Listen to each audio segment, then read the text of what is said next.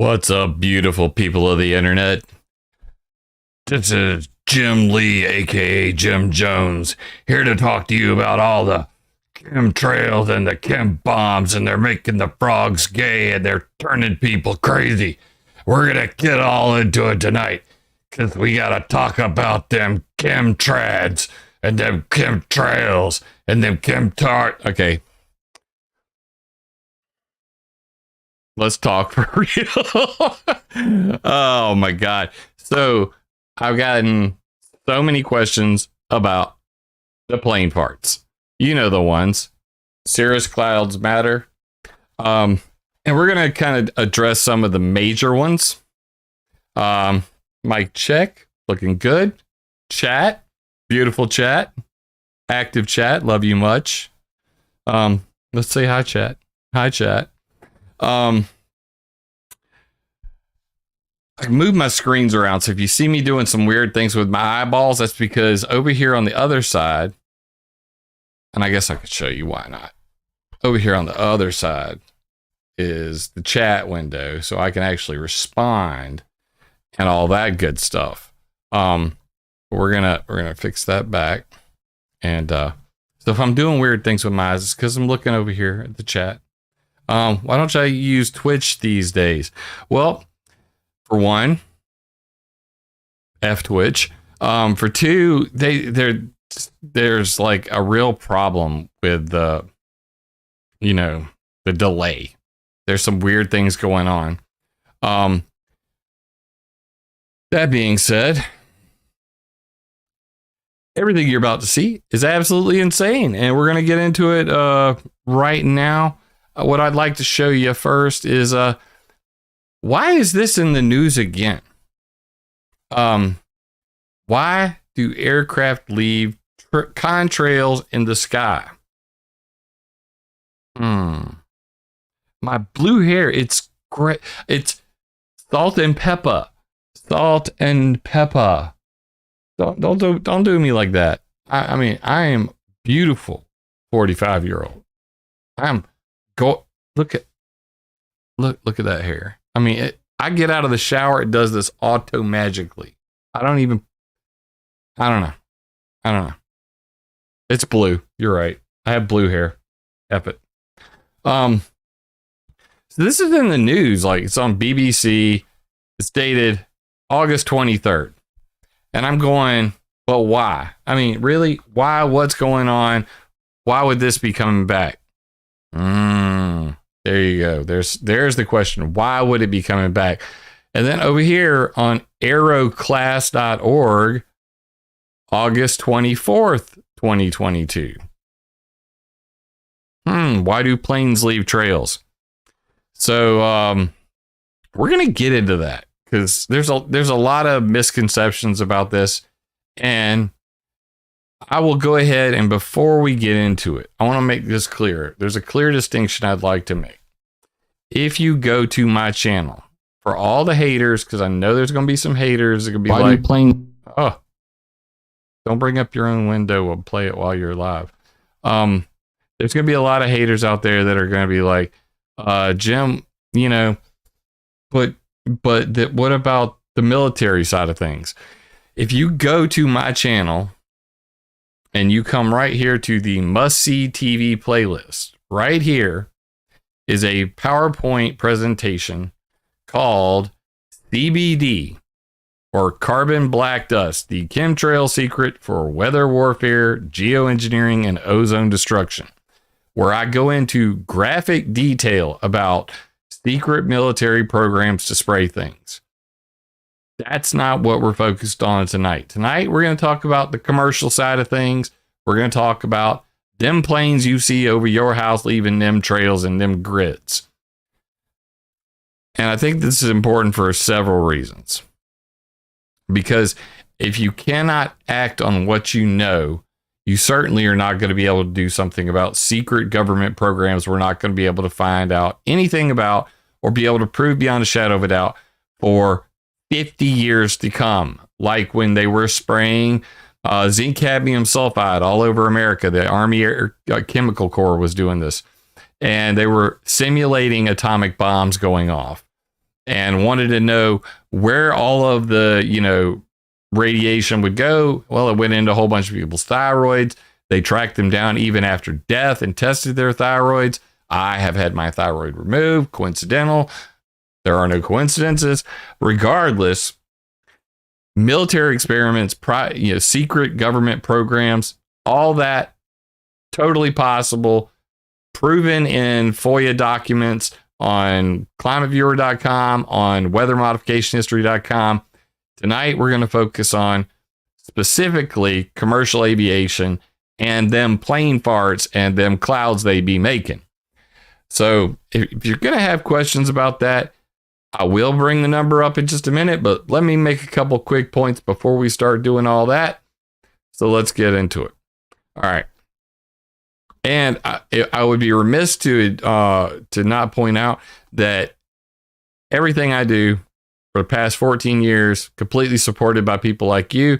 You can go to connect.climateviewer.com and you can see all of my websites, my Patreon, PayPal, my YouTube, BitChute, Rumble, Odyssey. Please subscribe to all of them that you can stand, because who knows how long I will actually end up being on, YouTube, the way things are going lately, and my social media, and even my email and phone number at the bottom of that's connect.climateviewer.com. And what the hell, if you're watching this somewhere else, please come over and sub on YouTube. I'm close to 30,000 subs. It's getting there, man. It's been a long road to hoe. But let's go to this article real quick. And I just want to, I'm not going to read the whole thing to you because that would probably bore me to sleep. But, and it's a lengthy article and it's pretty well written. But we're going to focus on the main reason that they're writing this article. And they talk about, military, and it's a surprisingly common belief in chemtrail conspiracy theory. More on this later. Oh, we're going to go straight to that, in fact. So we're going to come on down here past all the stuff that I'm going to talk about in this video any damn way. And we're going to go right to here.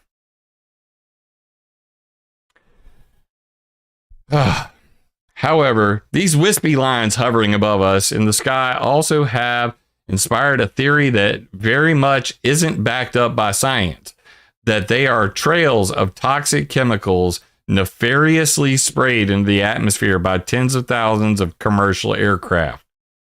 People who believe in the chemtrails conspiracy believe that contrails are deliberately sprayed for evil purposes, says Amy Bruckman, researcher in social computing at Georgia Institute of Technology, who last year co-authored a paper looking at how believers in chemtrail conspiracy had come to the belief. She didn't interview me. And in fact, I will make it my personal mission to get in touch with this lady and see if she has the gonads to have that discussion with me. Kind of weird. Anyway, don't want to mispronoun her. They have different opinions on what the purposes are. Some people believe that it's population control or mind control. A number of people believe that their health problems are caused by the spray. Okay.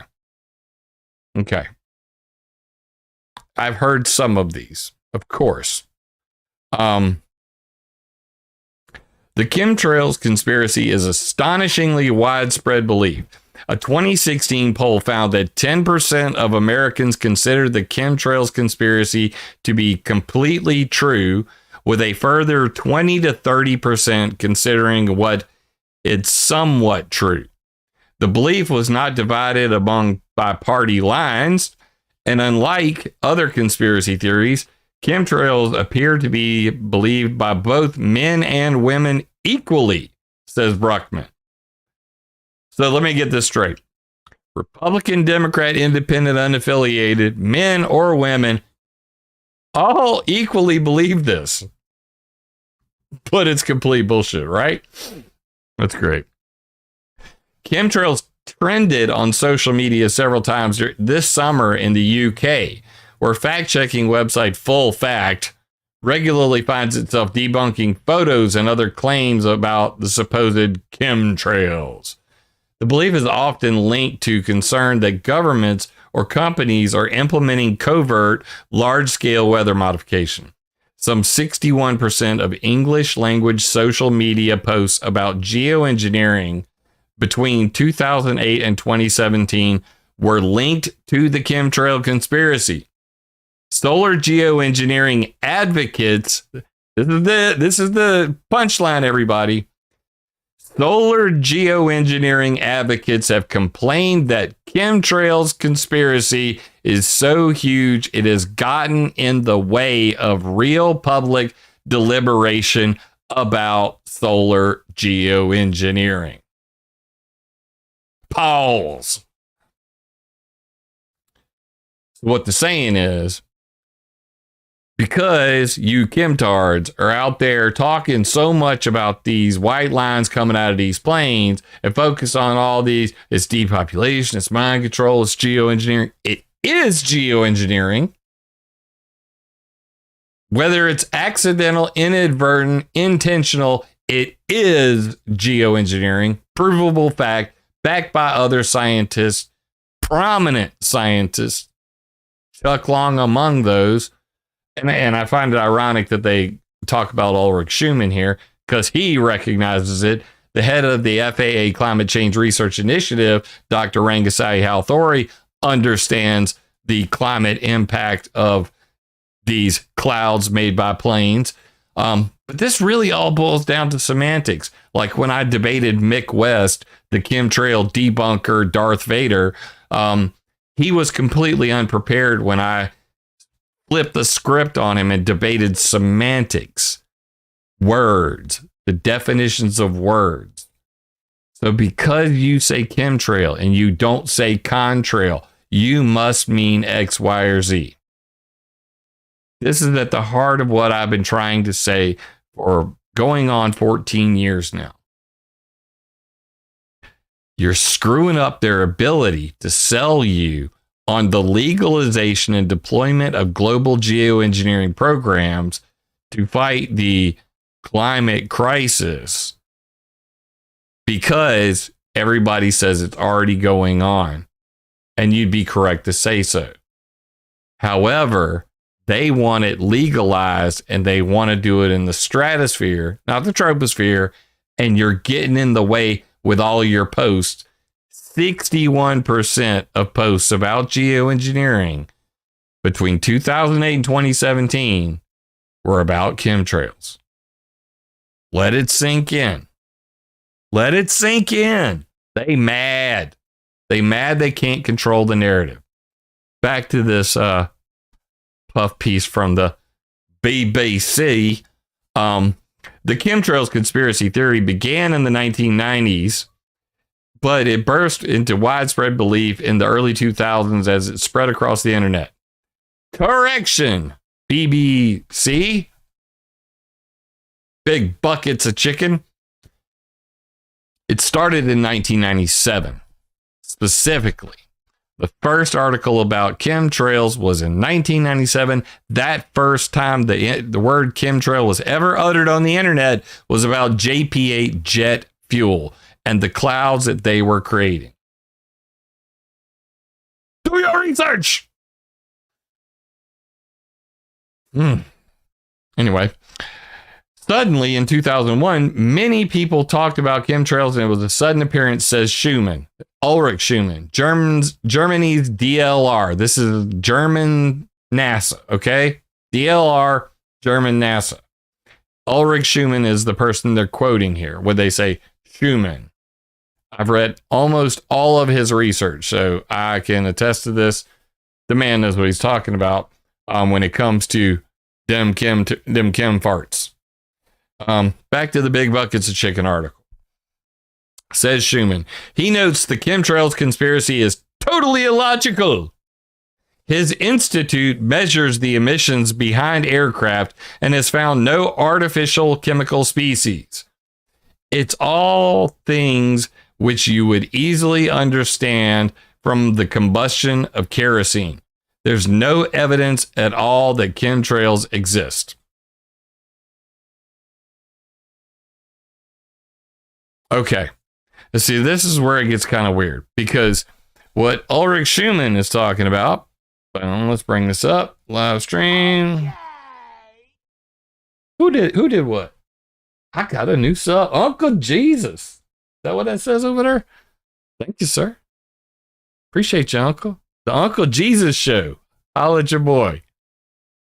Jesus is my nephew. Is it Jesus or Jesus? I don't want to, I need to know. Anyway. So go over here and go over to images and go over to infographics, and then we'll bring this up the screen. Oh, you mean these chemicals? These are the chemicals he's talking about. So when Schumann says it's all things you would easily understand from the combustion of kerosene, there's no evidence at all that chemtrails exist.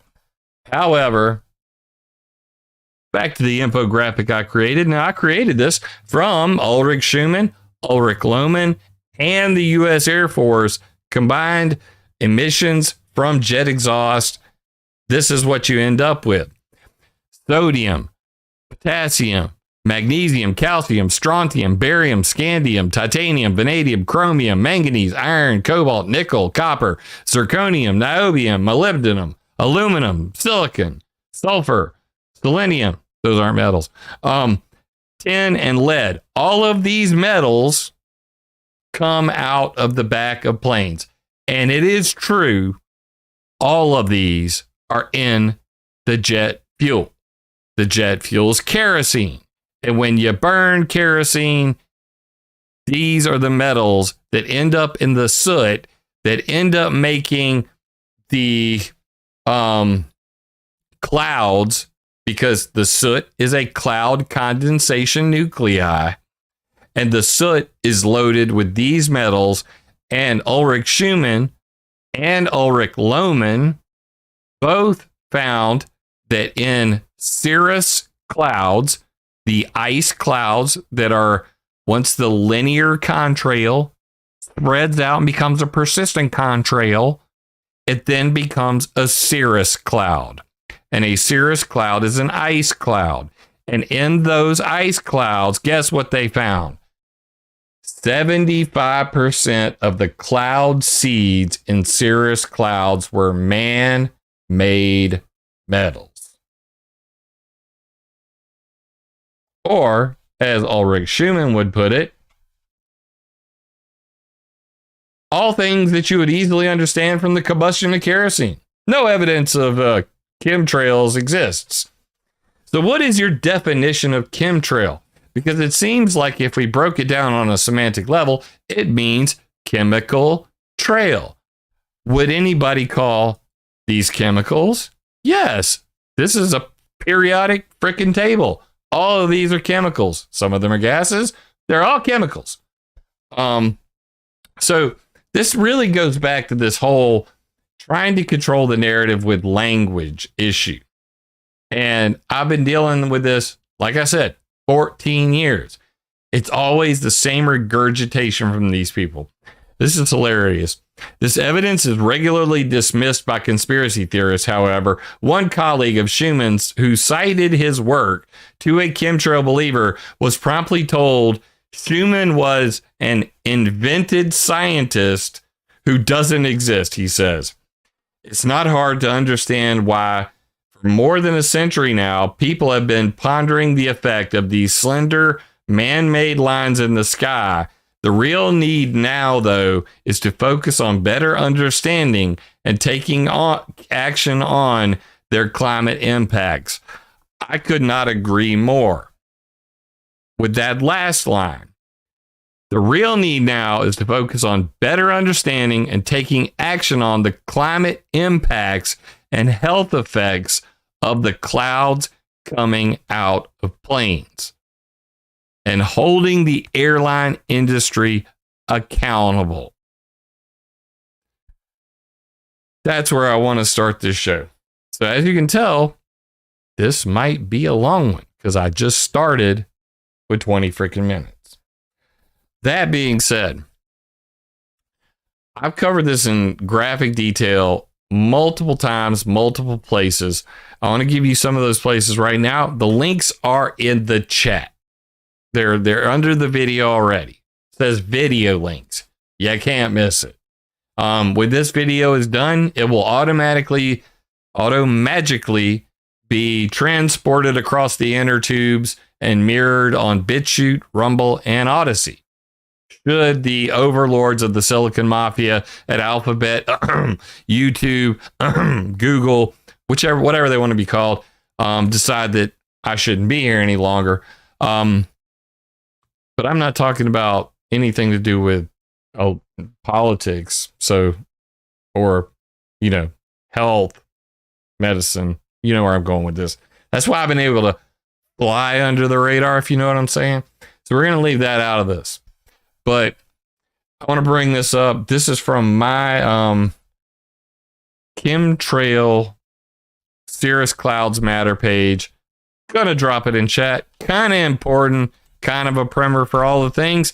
This page is currently being remade from scratch. I am redoing my website, ClimateViewer.com, and I'm putting ClimateViewer.org, my maps.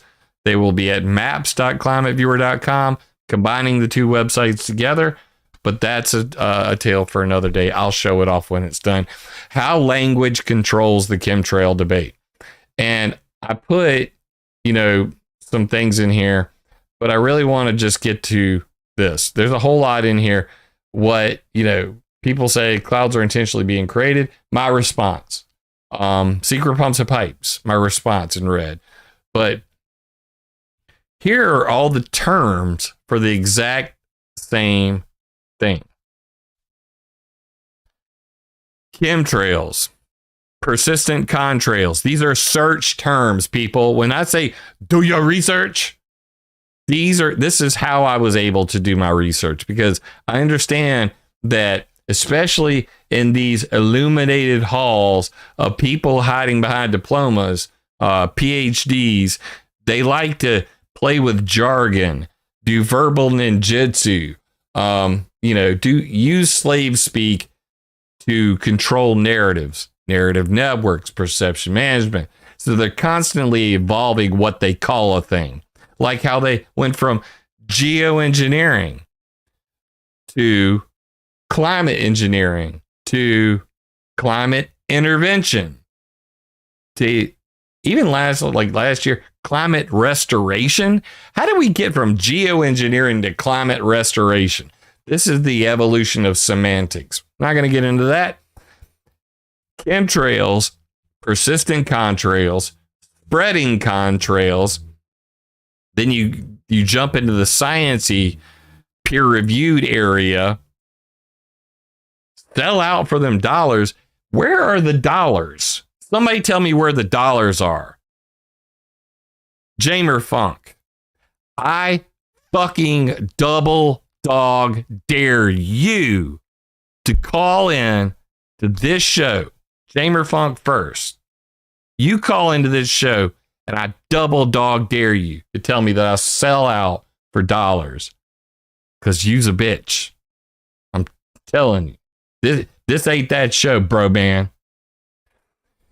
Chemtrails, persistent contrails, spreading contrails, contrail cirrus, contrail-induced cirrus, contrail-induced cloudiness, aviation-induced cloudiness.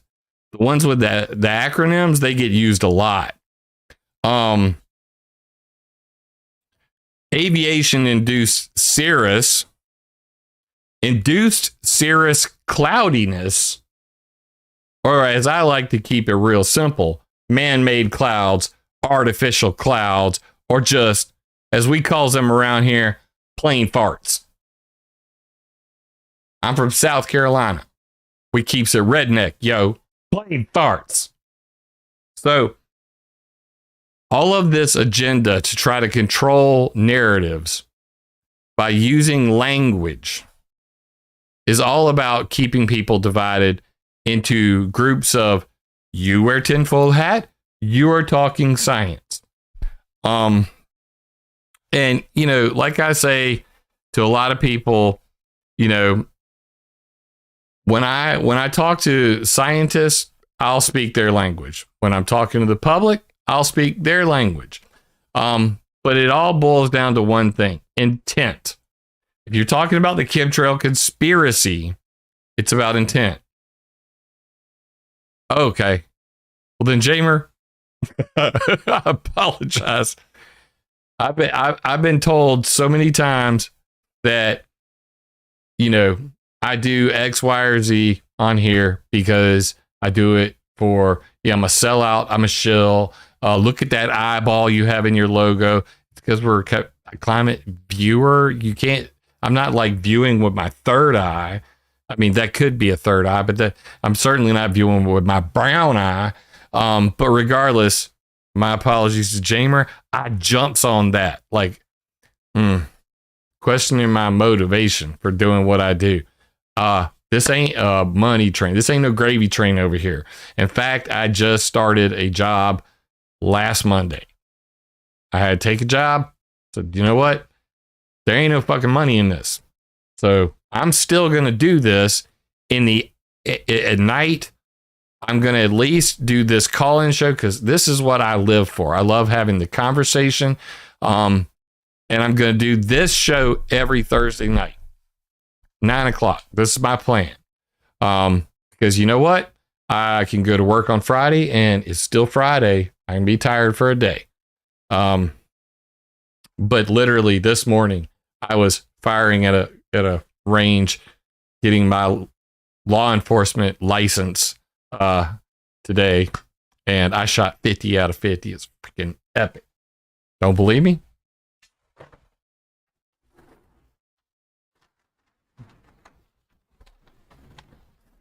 Ya boy can shoot.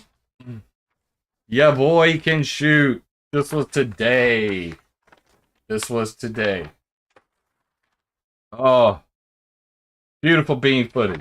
25 yards. Vincent Peretti in his house. Vincent, thank you so much, man. I always appreciate your support. And you know what you do for me, bro. Thank you for always supporting me, Vincent. We have a caller. Hello, caller. You're on the Talk About Chemtrail show. What's up, Jim? How's it going? Pretty good. How you doing, man? What's your name? Where are you from? My name is Name. I got a few of them. I know who you are. I know who you be. I know you got caller ID. I know what you're talking about. I know what you're cooking with. What's up, man? Nah, I just want to say, man, I really appreciate your work. I love it. Love catching you on the live streams, man. So good. Thank you, dude. I try to share ClimateViewer, the history, so much. I try to share. That's a beautiful website, dude. I really appreciate. That's a good one. Everybody needs to get on that. Yeah, weather modification history, dude. It took me a year and a half to redo that website. No headshots. They're giving me the no headshots. I'm gonna tell you, I was gonna go for a headshot because, you know, I don't know if y'all know this. I'm a gamer. Like I'm into Call of Duty, you know, Warzone, big time. I've been playing first person shooters my whole life. I was gonna go for that headshot. I was doing a Glock 45 at 25 yards, and this was for South Carolina Law Enforcement Division. You know, certification. I wasn't going to gamble it. They gave me 50 shots, and I counted it. I got 31 of the shots in the center mass at 25 yards. Boom. Nice. So it was a good day. Then I took a long nap because I knew I was going to be doing this today. But yeah, dude, I catch you in chat, you know, leaving comments all the time. I know your name. And I appreciate you sharing the stuff out there, dude. It's such a battle with, you know, being shadow banned. But yeah, the weathermodificationhistory.com, I spent a year and a half redoing that website from scratch because every single link that was on there, they were starting to,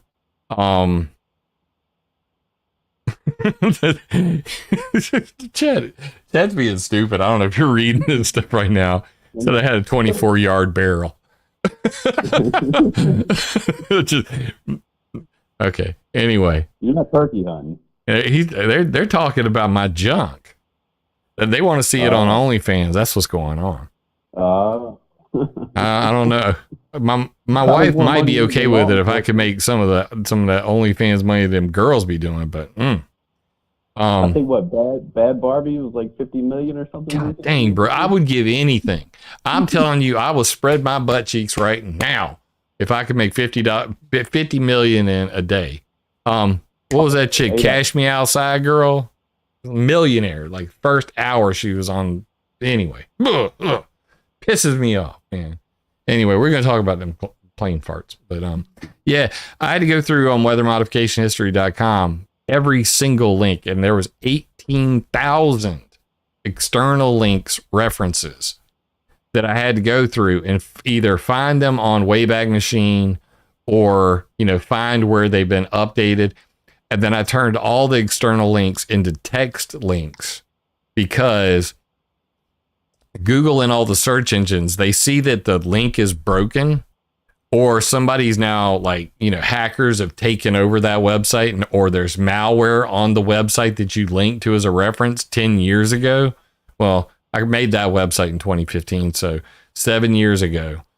And then they go, well, this website's sharing malware, and they remove you from the search engines completely.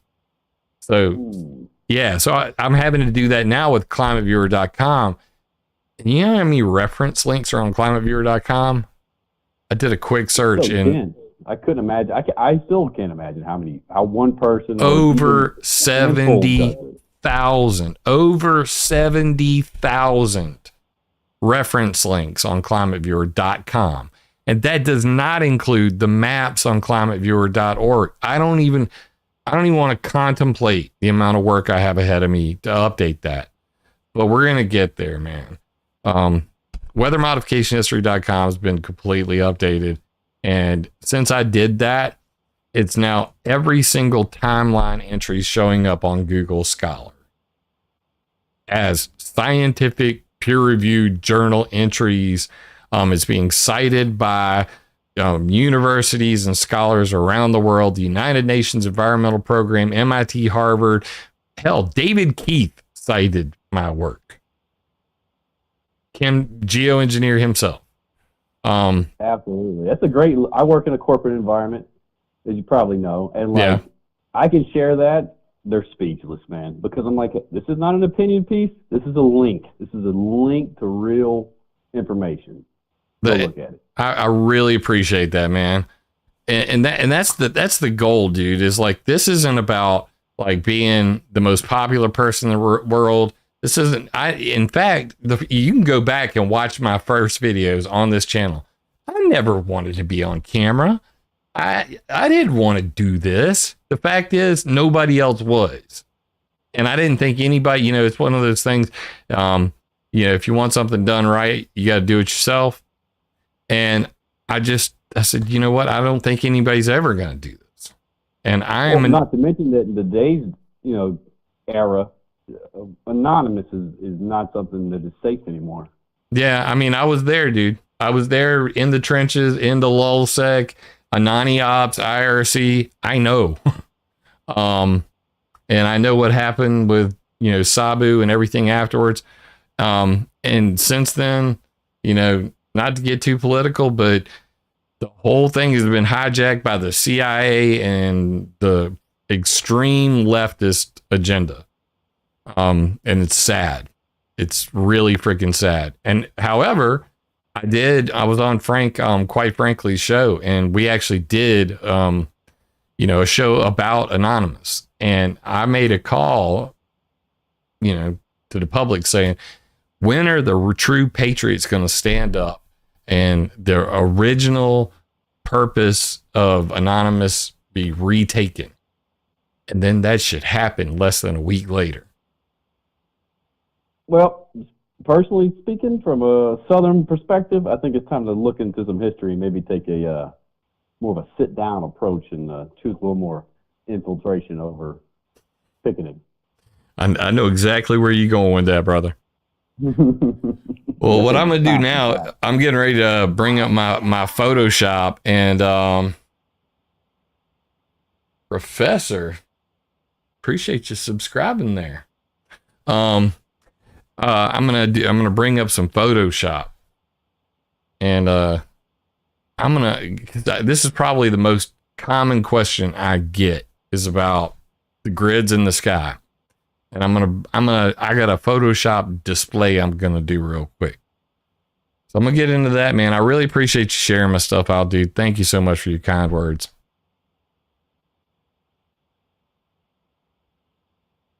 Name? Did I lose you? Man, if a few words whenever he knows when it's time to go. Thank you so much, Name. All right. So I get a whole lot of questions about how many subs would I need to be able to go back to full-time research. Honestly, in my house, I would need, a minimum amount of about $2,000 a month to pay all my bills, my gas, my food, because I own my house. I have a 12-year-old daughter who's about to be 13 and a 6-year-old daughter and a wife. And right now I'm averaging about 700 to 1,000 from Patreon, from the occasional person, buying a VPN or buying some merch. So, we're still miles away. And I mean, there are some months where literally it just dries up. And especially since, the Brandon administration took over and the whole economy took a nosedive, the PayPal donations have almost completely dried up. I do have a Miss Diane that I'd like to thank personally for. I did some work for her and she donated very gratuitously after my last video. But, those are few and far between. My man Vincent's been helping out too. Some people do actually mail me checks. And Vincent's old school like that. I love you, dude. But it's rare. So I'm going to work in, let's just say law enforcement for a little while. And we'll continue to work at this. And if we ever get back to a point where, I make enough off of this to where I can do this full time, I'll devote more time to it. But in the meantime, I'm working 8:30 to 5 Monday through Friday. And them's good hours. That means I got the weekends off with my kids. I'm home every night with my kids and my wife. And I can still do this show every week. So let's move along. And I want to show you all this little demonstration I have. Because I've been wanting to, I don't have a post office box address. I have my home address. And I will put it in chat right now because I'm going to go ahead and put it like this. My website's been on my address has been on my website for a very long time. And I'm not worried about it because if you come down with a bad attitude, you limp it back. It's just like that. But that's all my information right there. James F. Lee Jr., 1637 North Main Street, Sumter, South Carolina, 29153. If you want to send me something, I'll add that to the connect.climateviewer page. Because I did have Spray Can Ann sent me a little figurine dragon that she'd made. My weather control dragon. Still one of my prized possessions back there on the wall. Actually, the chat window's in the way right now. The wrong button. Right there. It's right here. There's the dragon. The F stands for Franklin. Like my boy Frankie. I am a Franklin. Jerry, I greatly appreciate that, man. Thank you so much. So let's get into this little demonstration I want to give about wind direction and how we end up getting grids in the sky from the highways in the sky.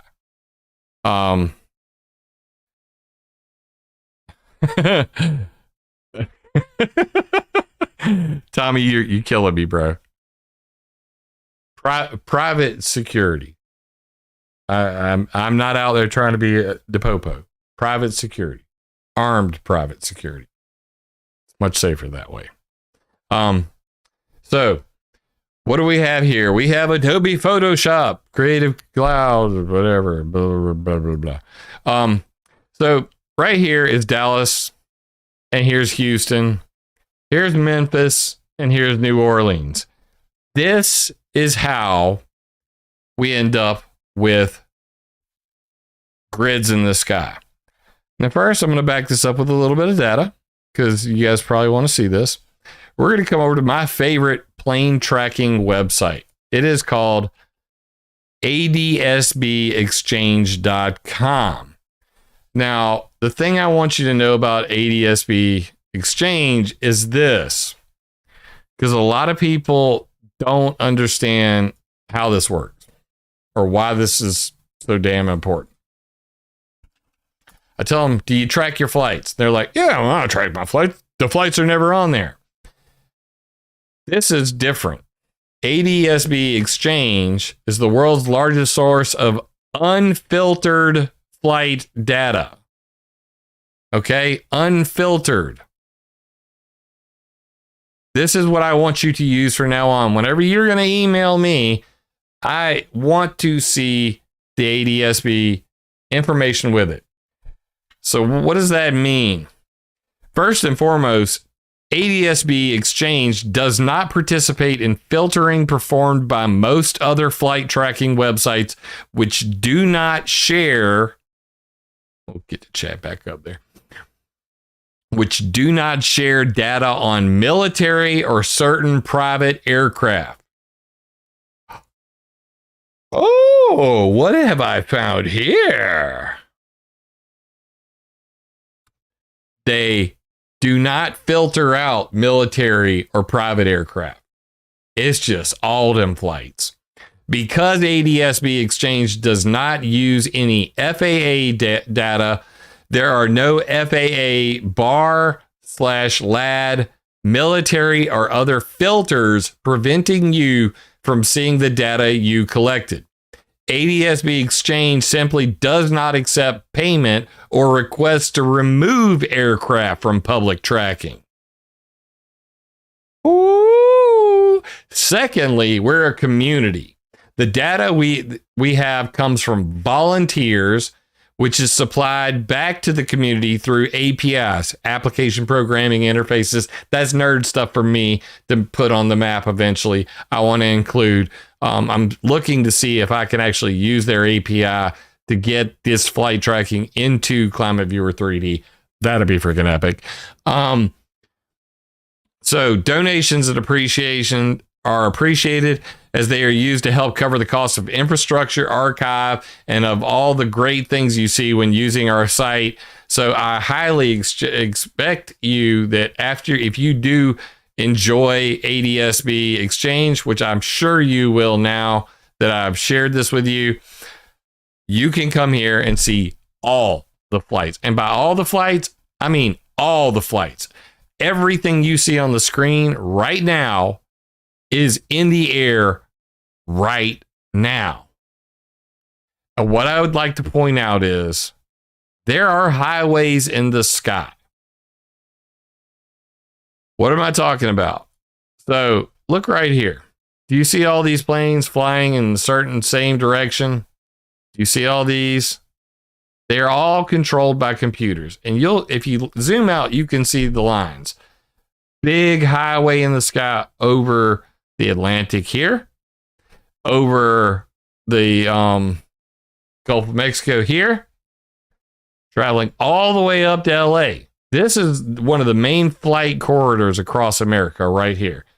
If you're in California, Stan, and you're wondering why you got so many damn chemtrails, look at the flights between up here in Washington and down here in LA. It is multiple highways in the sky.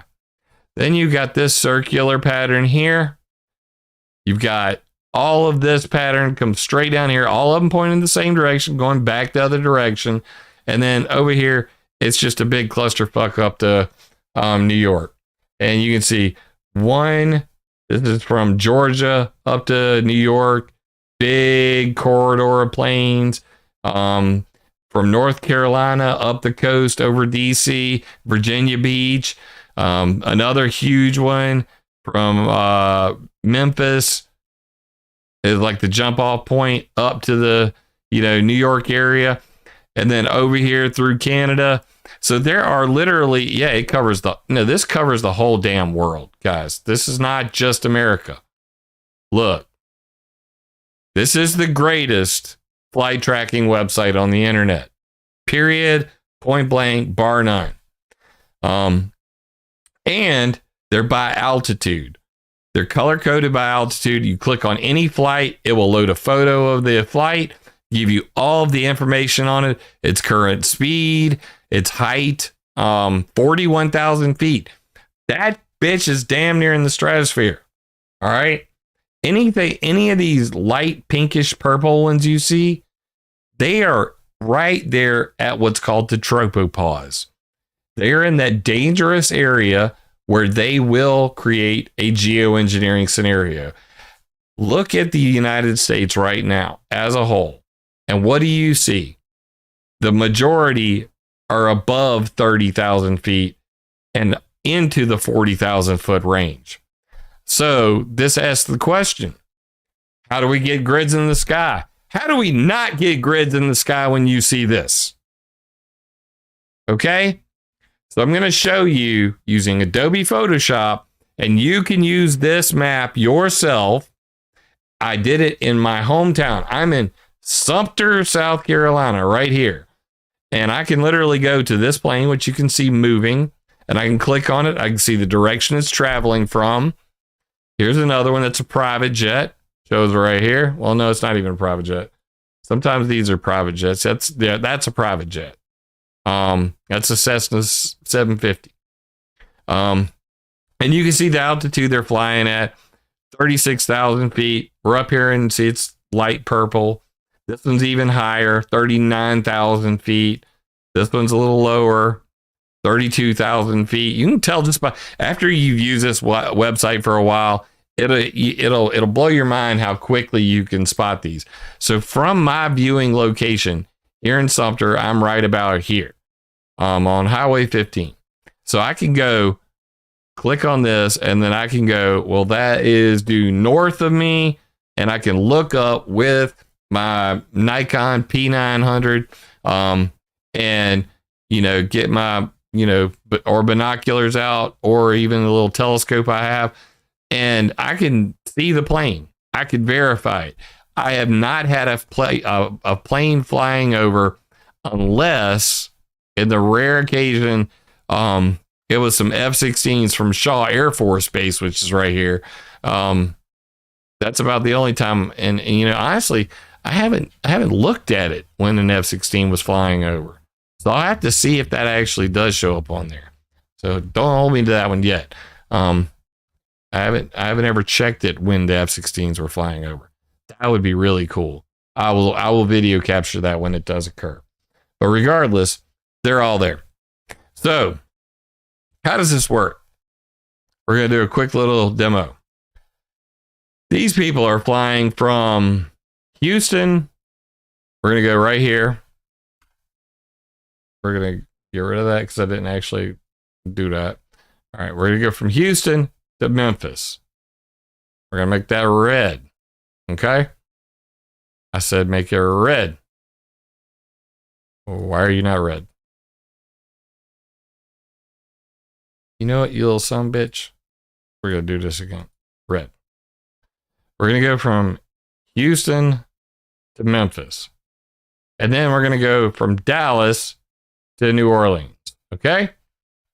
So now we got these two together. These planes just flew in these directions. Okay? They left a big trail, by the way. I'm going to combine those together. I'm going to give them a little move. Excuse me. I'm going to give them a little move. And then I'm going to do it again. Houston. Good Lord, Jim. Don't fail so much. I swear, I am Photoshop master. Houston to Memphis. Dallas to New Orleans. We're going to combine those.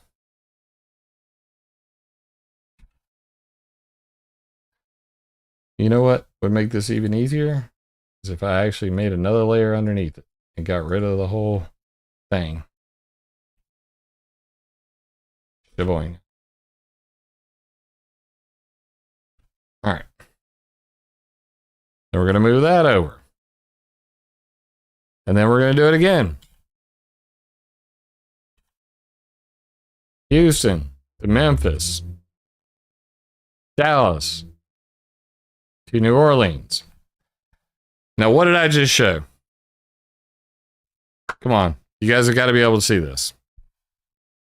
That if you live in Alexandria or Lufkin, this is what you're seeing over your house.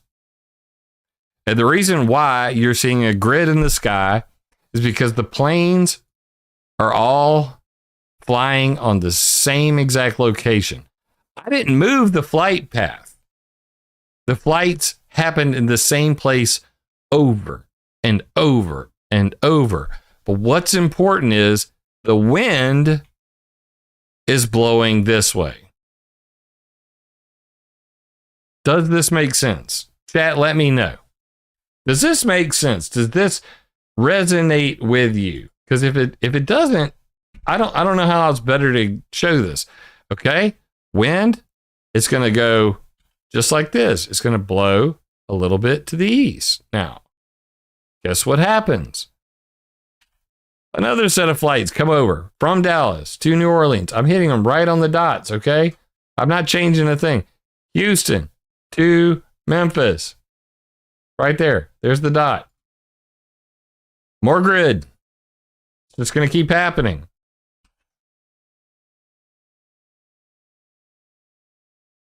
So this is how we end up with grids in the sky. Because there is a supercomputer at the Federal Aviation Administration called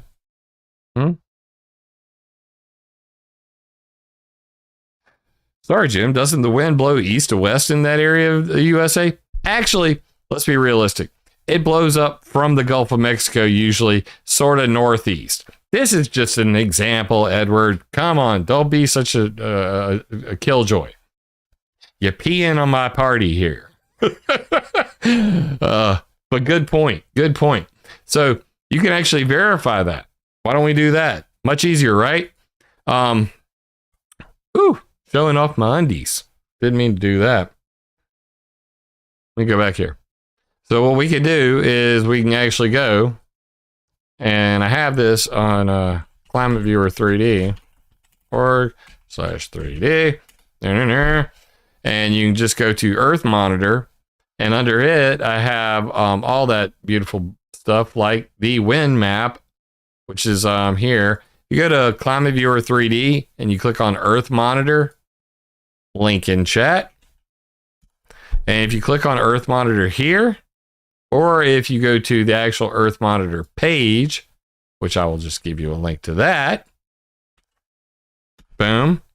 And I'm going to add ADS-B Exchange. Like I said, I'm updating all of these right now. You can see as I scroll through here, I go down here to weather. I go to wind map, click on wind map, and you can actually see what direction the wind is blowing in those locations. And right now, like I said, coming up through the Gulf of Mexico, and currently, it is going west, east to west through that location. Jerry, damn you, Jerry. Why'd you have to do this to me? Anyway, but generally speaking, just to poke at Jerry, if we pull this up and we come up, what you're going to see is these are the wind flow patterns at about the altitude they're going to be flying. And the higher you go, the more it is really broken up today, man. That is freaky weird looking. But when you get all the way up to here, you see this is the general flow of the world. Okay.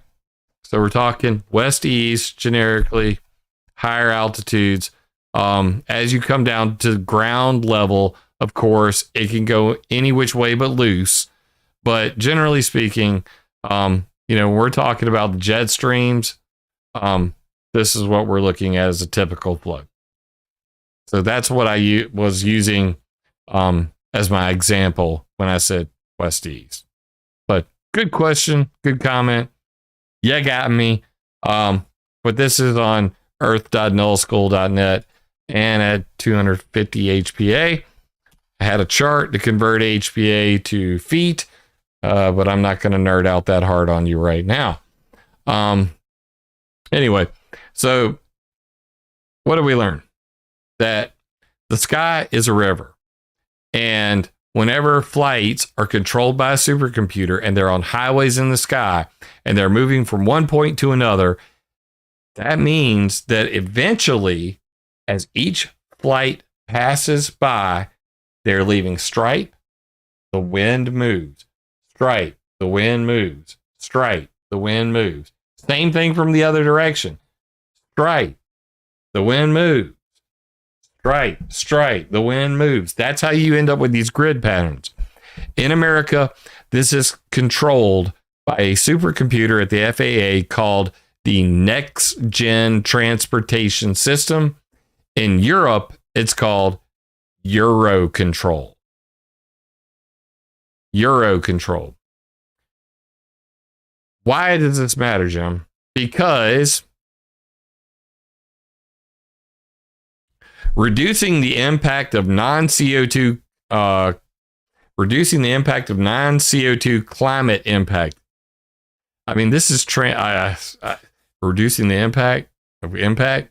Anyway, reducing the impact of non-CO₂ climate impact. EUROCONTROL MUAC and DLR, which is the German NASA, partnering on contrail prevention. Contrail prevention. Why? Because they're heating up the planet. Now, with 2/3 of aviation's climate change impact believed to come from the aircraft's non-CO₂ emissions, contrail avoidance has a key role to play. EUROCONTROL's Maastricht Upper Air Area Control, MUAC, is conducting groundbreaking live contrail prevention trials with the DLR, the German Aerospace Center, DLR, in a bid to reduce aviation's non-CO₂ climate impacts. This contrail prevention trial is the first of its kind in the world and will investigate the operational feasibility of contrail prevention by ATC and measure its impact. Now, for all those that believe this is a global conspiracy to geoengineer the planet, why in the hell would they be trying to do contrail prevention? Finally, after 70 years of farting all over the sky. Another one, straight from the DLR. Deutsche Zentrum für Luft and Raumfahrt. Raumfahrt. Thank you. Jerry's got it in chat for you guys. Yeah, I know. I was gonna give it my best redneck. Okay, Jerry. Let's try that again. Deutsche Zentrum für Luft and Raumfahrt. I don't speak German at all. You guys should know that. But anyway, links all are in the details already. So you can see this was prepared. I didn't just pull this from my anus. We talk about plane farts, and they're called Raumfahrt. Anyway, yes, I'm taking calls, Cody. Just 1 second, where I'm gonna play a brief intermission because apparently I left my coffee at the back door, and I'm gonna just sip on this scissor in the meantime. But I'd like to go get my coffee. So what I'm gonna do is I'm gonna play when I went up to the EPA and I told them about all this shit. and they didn't listen. And I spoke on C-SPAN at a hearing in Washington, D.C., and this was in 2015, and everything I said was true then. It's still true now. I love being right.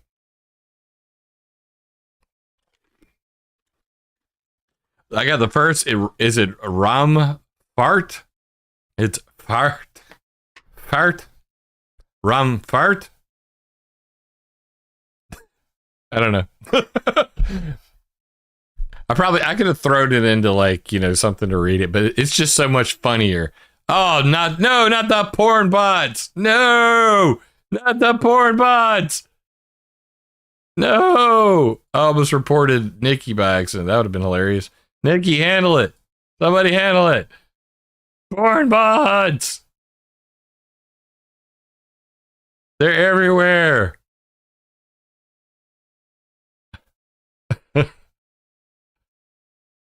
I need my mods to be on this. The porn bots always come right when I'm getting over to target. Good Lord. All right. You're not a mod? Oh God.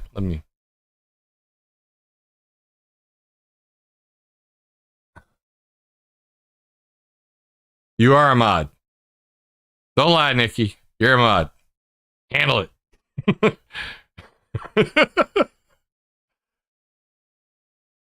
I know Vincent was in here earlier. He's a mod. What the hell? Where my mods at? Semper Fry. Get on it. You're now modded. I need more mods. Jerry's on his way to being a mod, and I've just met him. Pretty freaking awesome. Anyway.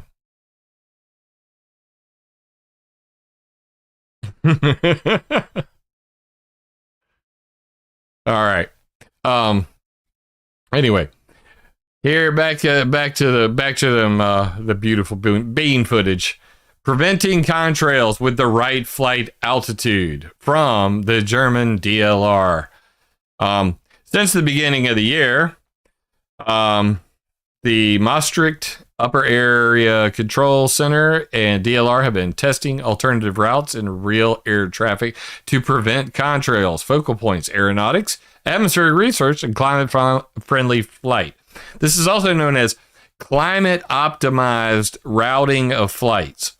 When I spoke to the head of the FAA, the Aviation Climate Change Research Initiative, Dr. Rangasai Halthori, I sent him what Ulrich Schumann from German's DLR said in the 2010 Colloquium on Aviation Climate Change, Aviation Impact of Climate Change. Yeah, that thing.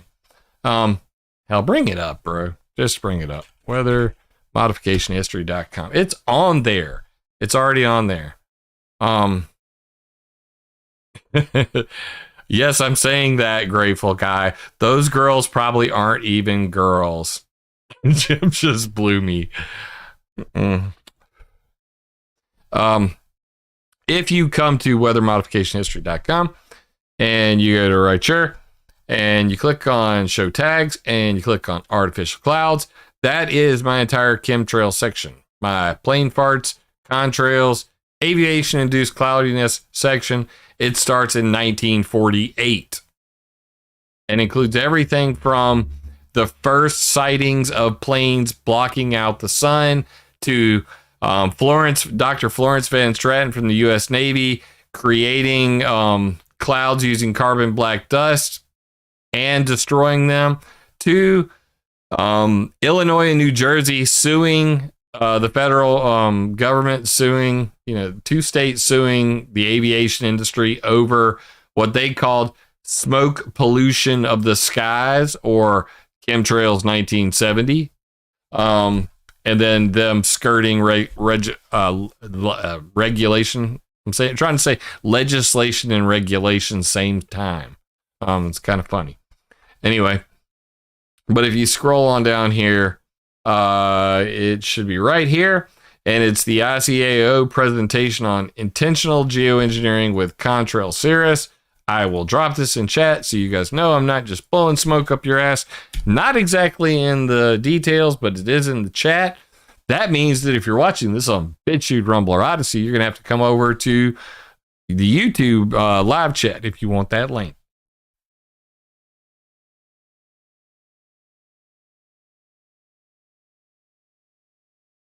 All right. So at this hearing, and you'll see that right here down at the bottom, everything is now in MLA format. So if you're a college student and you really want to cheat, you don't want to have to do all the work I did. You can literally just go copy paste these because they're already in MLA format. Ulrich Schumann, recent research results on the climate impact of contrail cirrus and mitigation options at the ICAO International Civil Aviation Organization Colloquium on Aviation and Climate Change, United Nations 2010. So this is what I was talking to Dr. Rangasai Halthori about, and he said this. Both aspects offer a potential for aviation to reduce the climate impact of aviation, less soot emissions. Why soot?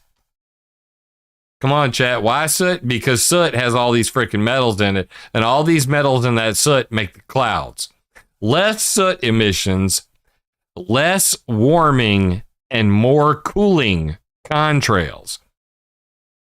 Ulrich Schumann, the same guy from the article we started with, right here, that Ulrich Schumann, the one that says that it's totally illogical and it all comes from kerosene. Yes, he is the world's top scientist on the topic of contrails. But that same guy said, we want less soot emissions, we want less warming, and more cooling contrails. So how are they talking about contrail prevention, getting rid of contrails? Semper Fi, I really appreciate it, brother, man. Thank you so much. And you earned it, bro. You've had some pretty awesome comments, and I freaking love your name. Semper Fi, awesome hot sauce. What a freaking awesome name. I need mods with cool names like that. And Nikki, I've known forever. Nikki, you my peoples. So how can these coexist? How can we have preventing contrails, but in 2010 he said he wanted more cooling contrails. More cooling contrails. So I asked Dr. Rangasai Halthori, I asked the head of the Federal Aviation Administration's Aviation Climate Research Initiative, ACRI, what the hell did Ulrich Schumann mean by less warming, more cooling contrails?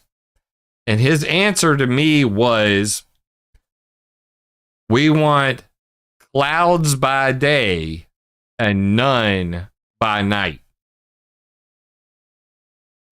And the reason for this is that back in September 11th, 2001, all flights were grounded and they realized that the diurnal temperature range, Dr. Evil, love it. Oh, that'd be epic, man. I'd love to come on your show. We'll do that. Hit me up on email. Only when I'm not working, of course. Thank you so much, Semper. It's September 11th. They realized when they grounded all flights, Patrick Menace, anyway, that the diurnal temperature range changed significantly. What does that mean? It means that when there were no flights in the air and there were no clouds, it got cooler at night. It got the temperature difference between the daytime and the nighttime was much more significant. The diurnal temperature range, day versus night, widened. Why is that? And then the same thing happened during the Iceland volcano eruption and this E3 AWACS and this contrail spreading into Cirrus Cossack study in 2009, Lee et al. 2009, where they said some pretty crazy statements, which I put in the EPA hearing that I'm about to show you. I asked Dr. Rangasai about it. He said, we want no clouds by day and none by night. Why? Because if these planes make clouds during the day, they offer some shade. At least this is their theory, which they really don't know. They offer some shade during the day, but at night they act as a blanket, which traps all the heat at ground level, which makes it warmer at night. And you'd have to just completely be oblivious to all this, or you just don't stay up at night and have never noticed. But on clear nights, it's colder because the heat is able to radiate back into space. Whereas when it's a cloudy night, the heat is trapped at ground level and that radiation is not able to escape. I made a infographic for your viewing pleasure about this, and it goes like this. At the top here, we have solar radiation management, the idea of geoengineering to block incoming solar radiation. But now there's discussion of a new type of geoengineering called ERM, or Earth Radiation Management.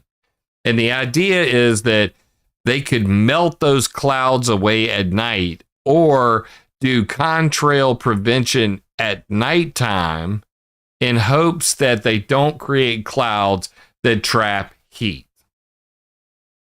So, is this an active geoengineering experiment? Is the question that I'm literally asking Dr. Rangasai from the FAA, head of the Aviation Climate Change Research Initiative. If your plan, and his words are right here, we would like to have more contrail-induced cirrus clouds during the day and none by night. That was in 2017 when I sent him an interview. He responded to all the questions. Ulrich Schumann, less warming, more cooling contrails, predictable for operational planning. How the hell are you going to make that predictable, dog? Well, guess what? He invented something called the Contrail Cirrus Simulation and Prediction Tool, which is built into EUROCONTROL, which is part of MUAC, the thing they were talking about. And in America, the FAA's next-gen transportation system has something called the Aviation Environmental Design Toolkit, which works the exact same way. It can predict what aviation's impact on the climate is and design it. Aviation Environment Design Toolkit. Contrail Cirrus Simulation and Prediction, COSIP, which is built into EUROCONTROL, right there, EUROCONTROL. This is how they're doing this. They have highways in the sky. They create the grids. They are very clear. We want to make clouds by day, none by night. It gets weirder. Ulrich Lohmann and Blas Gasparini, 2017, a cirrus cloud climate dial. If the time and place of seeding is selected with care, the climate effect of cirrus thinning can be enhanced. For that, the long wave warming effect of cirrus clouds should be targeted and their solar effect should be avoided. This can be achieved if cirrus cloud seeding is limited to high latitude winters or nighttime seeding. That is as close to a bombshell in an infographic you're going to get. I take a bow. So this is where we're at with commercial aviation. It is geoengineering the planet. Facts. For those who want to say, oh, but planes don't, new planes, they don't even, can't make contrails because they're high bypass, like certain other geoengineering bullshit websites say. How about this one? Try this on for size. Measurements with the DLR Falcon, all these planes. Contrails of larger aircraft are thicker and stay longer than smaller ones. More soot causes smaller ice particles, which sediment later and cause longer contrails. Therefore, the idea here is simple. High bypass engines are more efficient and they create more contrails than older jets did. That's why it's only getting worse. These are facts, unarguable facts. CBS News, sky graffiti warming up the earth. Do planes trigger rains, fall streaks, holes? The jet biofuel enlisted for contrail control. What the hell is that all about? It's right here from Earthling Tech. Contrails might be the punchline in culture these days, but thanks to imaginative folks who've rechristened them chemtrails and embroidered them with elaborate theories involving government and corporate misdeed, but contrails are pretty serious business for less conspiratorial reasons. Scientists believe these ice clouds generated by water exhaust gases from aircraft engines could have a real impact on the climate, perhaps by cooling temperatures during the day and warming them at night. That's why they began flying the access flights, aviation cruise control and something. Anyway, access flights 1 and 2, where they're using JP8 fuel versus a 50-50 blend of JP8 and biofuel made from camelina plants. That they believed it would reduce soot emissions and all this shit. Anyway, you move forward in time, because this was all the way back. This was a long time ago, this article. This is 2013. Okay? Now remember, I'm about to show you my presentation from 2015. Gonna take calls after that. Is there a date on this? Is there a date on this thing? Anyway, NASA-DLR studies find sustainable aviation fuel can reduce contrails. Hey, what's up, caller? What's your name? Where are you calling from? Hey, James. Hold on a second. Jim. Yeah. Paul, how you doing tonight? Just hit mute on that thing. You can keep the screen up. Huh? I said you can keep the screen up. Just hit mute. Oh, I kept it up. I muted it. Yeah. I'm on my stupid phone. Yeah. But I never went to smartphone school, and I apologize for that. But I got old tech stuff. Anything says smart on it's actually dumb. Stuff you know all about. Mine's a Army surplus Dell 3500.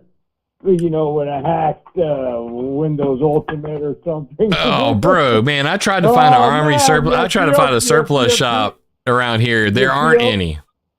You feel for Frank tonight, huh? Oh, my goodness. Oh, man. I gave him a good joke. Tonight, right quick when he called for it. Yeah? I don't know if you heard it.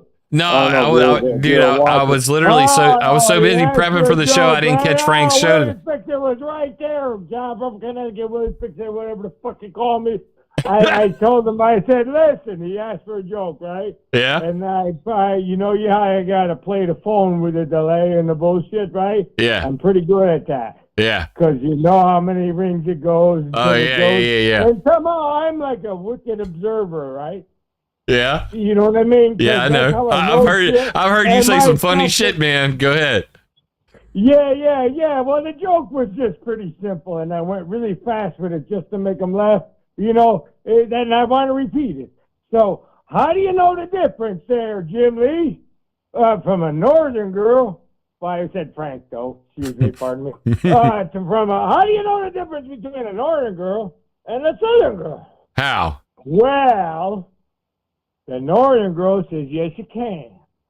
And this other girl said, y'all can. And then I just Yes, said, y'all "Oh, can. That's right. goodbye." That's right. That's right, sir. Yo, quick facts, rapid fire, how you doing? He asked for a joke, and that's a joke that I learned that That's when I went perfect. down south the first time. I'm from, New York, his area-ish, Yeah. whatever, even north of him. Actually. Yeah. I'm not really New York. I'm Yeah. Connecticut. And, 50 miles north of him, however. But, yeah, I went off pretty good. And it got him going good a little bit. But, man, it just sucked to lose anybody. Yeah. But, yeah, so, what do you think of the, what was the latest thing that we were seeing? All the solar flares got kind of crapped out. I mean, a little bit. Some bullshit with some. The D-Live app had a problem, this and that. I don't know. But you know what I see? What's that? I see stupid shit in the sky. That's pretty much they're shitting all over my sky all the time, bro. Oh yeah, and there's 1,000-year floods everywhere. Oh yeah, that too. And, oh yeah, I apologize. I didn't mean to be, mechanic on you, climate guys. No, you're good, bro. You're good, bro. No, I've been under a hood. I just end up dirty. Tomorrow. What's I thought that? you weren't supposed to be on till tomorrow. Oh Or man, maybe you came on tonight, late night. Is that what it was? yeah, that's the thing. I'm just trying to be unpredictable. I like to bob and weave. You know how it is. Yeah. Well, I'm pretty stealth myself too. I'm pretty shy. Well, tell everybody what you go by. Get 100 before we're done with this conversation here. Tell everybody what you go by whenever you're on Frank's show. Huh? How does everybody know you on Frank's show? What's your name? I apologize again. Please repeat. I said, what do you go by on Frank's show? Your name? I'm Willie Fix-It, but I go John from Connecticut or whatever. Yeah. But because he don't know me as Willie Fix-It. I'm Willie Fix-It. I'm John from Connecticut. I'm fucking six-pack. I'm ballistic. I got a fucking bunch of names, but not so much on the interwebs. I'm Willie Fix-It since forever. Since my Willie Fix-It channel, like and subscribe. I got like 240 subscribers. I was up to 2,000 and they whacked me. Yeah, dude, they're constantly whittling them away from me, man. I had a bot thing, I think, that went in and got me, right? Yeah. One time when you go to analytics, I don't know nothing about this shit. Oh man, they're horrible, bro. But I had like 2,000, right? Yeah.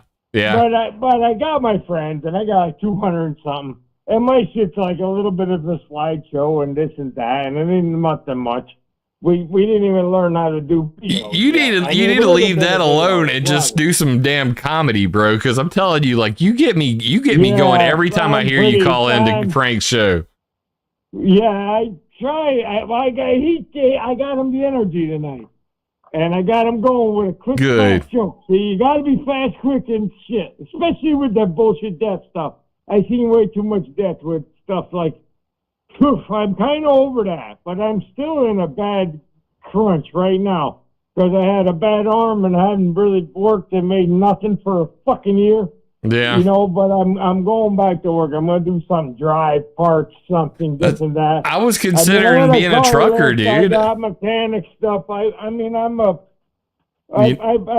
burned a gallon of gas today on my log splitter, 5 horsepower. Yeah. Went for 3 hours and I popped up that much wood, Yeah. But hey man, now I can't. You do what you got to do, man. That's the thing. Like I said, you know what? Fuck it. I got to go back to work, and I considered getting a CDL and just driving a truck. But then I realized, you know what? I don't want to be away from my family that much. And second best option was, well, I'll go get a gun and go guard some shit because I've done it before. And, hey, I'm going to make some stuff happen here shortly. I'm going to do like something, whatever. There's people that want people to work all over the place. But see, I was hurt, right? My arm was busted up. I ain't going to work for somebody with my arm busted up. Well, I think you sound like a tough guy, Willie. I think that you're going to get back through it, man. Oh, yeah, no question. I pushed through, Jim. Well, I want to let everybody know in the chat. Everything you do and stuff, and it's so nice to talk to you tonight. Yeah, definitely. Your YouTube channel is Willie Fix It, right? I'm Willie Fix It at what do you call it? Yahoo.com and Willie Fix It at YouTube.coms or whatever the hell it is. I've been on there since like 9 or 7 or something. I got like, I don't know, 3, 4, 2-second videos on there. Well, people will come over and say hi. When y'all go over to his channel, tell him Jim sent you. I never really brag. But I love your shit, and your shit is right on point. And I want to turn you on to my buddy that's going to the thing this weekend. Fuck. Let me think if I can remember right now. The Crestone Energy Fair, the longest energy fair for the most bullshit, everything since for 33 years. Everything. It's over in Colorado. I know you can't make it, but you could probably watch it on Magnetic Reversal News or Oppenheimer Ranch Project. Okay, yeah. I know them. Yeah, you probably know. I'm big in the electric universe, bro. I'm big on that stuff. Whatever. One of my good friends was Chris. Pretty cool. Christopher Fondo. He created a microwave planet. And you know, when he retired and went off to the marijuana fields of California, to make Rick Simpson's oil, he gave me a microwave planet, and you know, electric universe is something I'm really big into. So I'll definitely check out Oppenheimer for that and see what you're talking about. Yeah. He ain't no joke. He's pretty cool. And Magnetic Reversal News, whatever, however. I love you too. And I found you, I think I found you through Frank. I'm sure of that, because I'd heard you on Frank many times before I came, you know. Frank is doing pretty good. I was actually pretty surprised he even showed up tonight. He lost his stepdad, you know. Oh man! See, you kept alluding to death, and I just like I haven't heard yet, man. Did you not know that? No, I didn't know. I'm gonna have to call. Stepdad, the guy Skip there. Oh my God, man! I'm gonna have to call him. Yeah, all right. All right. Well, let me get to this intermission. I'm gonna play a video, and I'm gonna call Frank, because you know I've been out of the loop. About noontime. He might be busy, but he might not be. He's been off for a while, but however, whatever. But yeah, I didn't know you didn't know what happened. Okay. Oh, that sucks. Yeah, I didn't know. I've been in training and doing all this stuff all this week. Awesome. But good for you, kid. I love you, man. And love you too, bro. We'll hook up again. Hey, man, feel free to call at any time, man. You got that big D energy. Well, you gotta have it because there's so many fucking pussies around now. It's all the soy, man. It's all the soy. You know, my wife tried to feed me a energy bar, and I had it in my lunch bag, and I almost got it in my mouth, and then I looked at the first ingredient, and you know what it said? Soy nuggets. Yeah, and you gotta throw the fucking thing throw it out the fucking window. Did you hear one? Yeah. Did you hear one? The Santa said the other day or something. He said he wanted to pick fucking Fauci up and throw him in the Potomac or something. Oh, Lord. I mean, what kind of world are we in? I mean, I know you're a scientist guy. I love to go for the science and everything. And you're pretty close to my age-ish. I probably got you by a few. I'm a 65 inches. And whatever, however, but I think you're farther up the scale from things that I've done. But, you know, we're still people. Hey, man, it's not what you know, it's who you know these days. It always has been. It's not what you know, it's who you know. Observer. I wanted to ask you this, actually. This is my question to you. Go ahead. Because I know you're pretty fancy with computers. So all of a sudden, my computer, mine's old, shitty crap, what do you call it? Windows Ultimate 7 or some shit. And now all of a sudden my mouse, it takes 3 clicks to do things. And then other clicks hang up and do things. It's like I'm getting shit. I got the Brave thing going on, and I asked my wife, but she like invented the internet way back in the day, whatever. But, you know, she said I don't have too many cookies and not much bullshit, but I don't know. I think I need a new keyboard too, because my shit spelling changes. even though I swear I hit that fucking keys. But when I hit the key, right, there's like this thing comes up and there's like a question mark and there's something else. It's like every time I hit the key, there's like 3 people hitting the key at the same time. And I'm just hitting the mouse. And I know my mouse might be dirty or what, but this shit all of a sudden just happened. Are you really on Windows Millennium? 7 Ultimate. Okay. So 7 Ultimate, they stopped doing Windows updates for. Has hundreds and hundreds of vulnerabilities. Keyloggers typically can interrupt your keyboard processes. Mechanical failures. Why I'm spelling like a fucking drunken sailor. Yeah, I mean, at the end of the day, I could think of 3 main causes of that type of, input disruption you're talking about. It's either mechanical. Stupid as I come off. Well, yeah, I'll make it real simple for you. It's either mechanical failure, malware, or the user. Well, yeah, all right. So yeah, I got all that shit. So yeah. So I mean, mechanical failure. Typically, you got like sticky keys. It took me up with the next one that goes. But I still like, Army surplus. I can't find them around here. I went to go find some Navy BDUs, and I actually went to U.S. Patriot Supply. It has an FBI address in it. It's insane. I don't know how I got it, but I got it. I can't. They're not around here anymore, dude.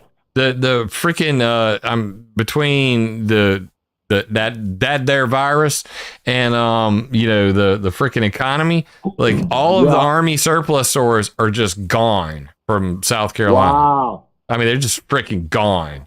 So I mean, I went to U.S. Patriot Supply or something like that, and they were like, I mean, my shit's at number 7, right? Everybody's doing 10 or 11 Windows or something. Yeah, you got to be on at least Windows 10. My shit runs fucking good. Well, what I would suggest, a little bit of a pop up and bullshit, and then all of a sudden I spell fucked up.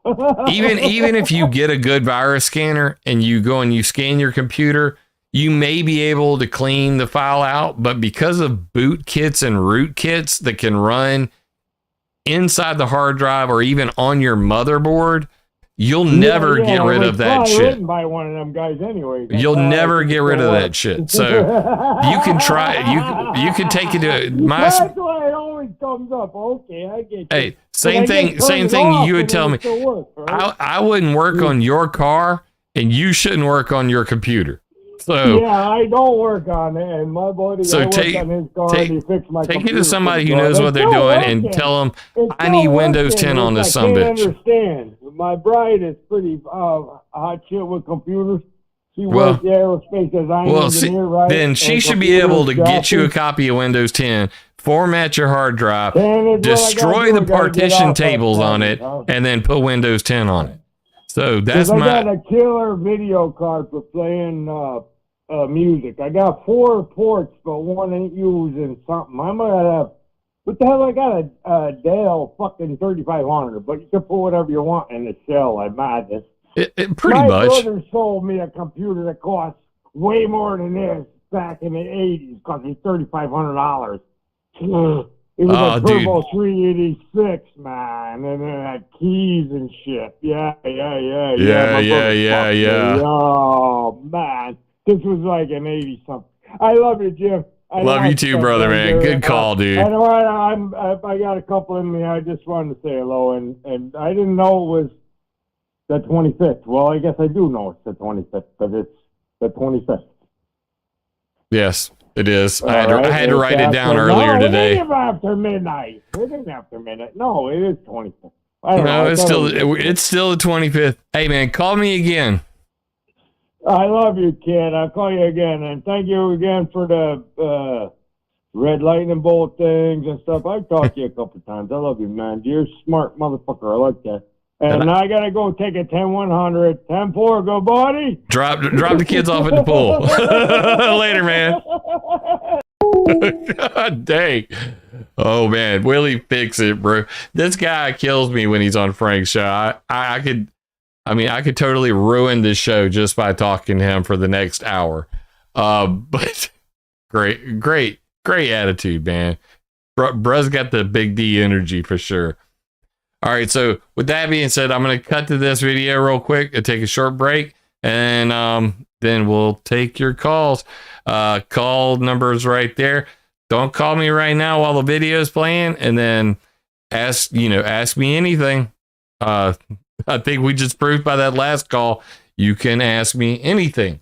But I think we've thoroughly covered some chemtrails, at least from the commercial side today, and we're going to get into this video real quick.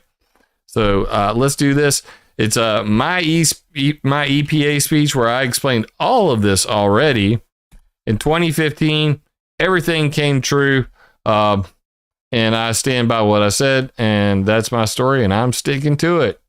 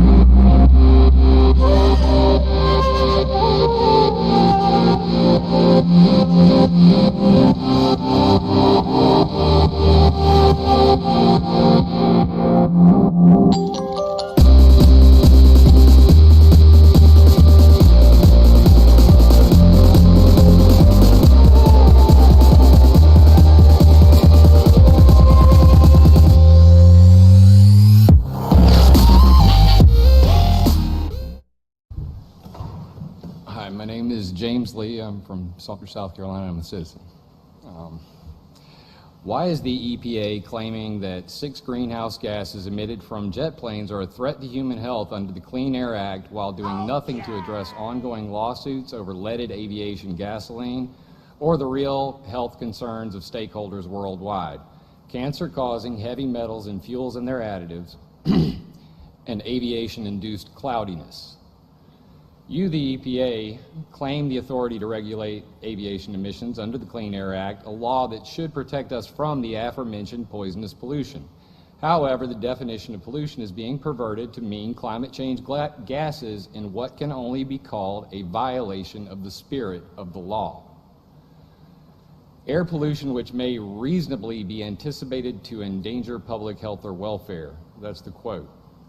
As you can see by the wording in the Clean Air Act, lead, barium, aluminum, and trade secret toxic chemicals clearly present a greater danger to public health than greenhouse gases, no matter how much climate science you accumulate. Furthermore, material safety data sheets of aviation fuel and their additives almost always contain the same warning: do not dump in water. Yet, raw fuel dumping or burning these chemicals, dangerous chemicals, and then dumping them in water is somehow safe. Finally, despite great efforts to find bioaccumulation or biomagnification studies on precipitated aviation pollutants, none seem to exist. The EPA and Obama administration are ignoring the global outrage over the most visible climate change concern from airplanes: cloud creation. Do a search for the word chemtrails on the internet, and you will see millions of concerned citizens who look up and wonder what in the world are they spraying. Despite what you may think of the myriad of maladies attributed to these clouds, the global outrage is nonetheless clear. They are right to be worried, and we should all be concerned. The EPA's claim that CO2 is a greater threat to human health than contrails and aviation-induced cloudiness is based on incomplete IPCC data that downplays the effects of contrails on our climate. The IPCC's fourth assessment of contrail radiative forcing only accounted for linear contrails, meaning any contrail that spreads out and turns into cirrus clouds was not accounted for. How significant is this heat-trapping contrail conundrum?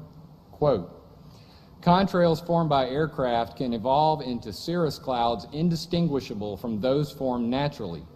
These spreading contrails may be causing more climate warming today than all the carbon dioxide emitted by aircraft since the start of aviation. Another researcher stated a single aircraft operating in conditions favorable for persistent contrail formation appears to exert a contrail-induced radiative forcing some 5,000 times greater than the estimates of the average persistent contrail radiative forcing from the entire civil aviation fleet.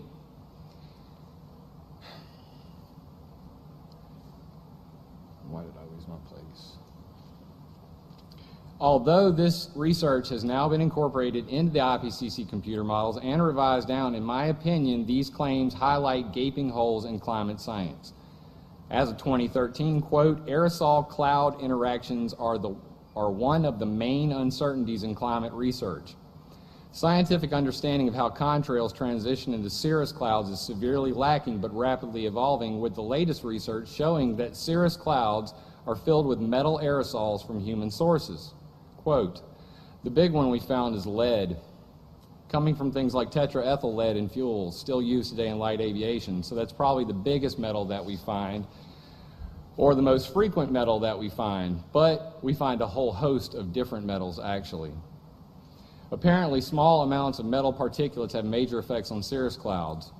Quote, it would seem that you would have to change all of the aerosol in the atmosphere very radically to get a big effect on the clouds, but because mineral dust and metallic particles are such a small amount of the particulate matter, just 1% or 2%, it means that you only have to change about 1% or 2% of the particles to get a big effect on these clouds. The latest research casts doubts on the IPCC's contrail assumptions and requires serious consideration when addressing the real climate change impact of aviation. High-altitude metals and cirrus cloud condensation nuclei are likely coming from leaded avgas and jet exhaust. Contrails are making cirrus clouds, and small changes in atmospheric metal have large impacts on cirrus cloud creation. Cirrus clouds trap heat and are likely to have a greater climate change impact than CO2. Finally, aviation-induced cloudiness endangers future growth in solar energy, affects tourism and spending, and is projected to make terrestrial astronomy impossible by 2050. Geoengineering scientists, NASA, NOAA, FAA, USDA, DOE, and international corporate partners are discussing the use of biofuels and sulfur-doped jet fuels for contrail control. This cirrus cloud seeding with bismuth triiodide to melt these clouds away. The EPA should be directly involved in these discussions. As a result of these recent findings, I strongly encourage the EPA to consider expanding the scope of this endangerment to include metal particulates and cloud formation from jet exhaust. If the EPA complies with the spirit of the Clean Air Act, they will protect us from metal aerosols attributed to Alzheimer's, autism, cancer, and a plethora of other debilitating illnesses. If the EPA is truly concerned about aviation-induced climate change, they will regulate the production of contrails and cirrus clouds, which change our climate to a much greater extent than the sum of the 6 greenhouse gases named in this proposal. Regulating heavy metals and aviation-induced cloudiness will be meaningless without proper verification.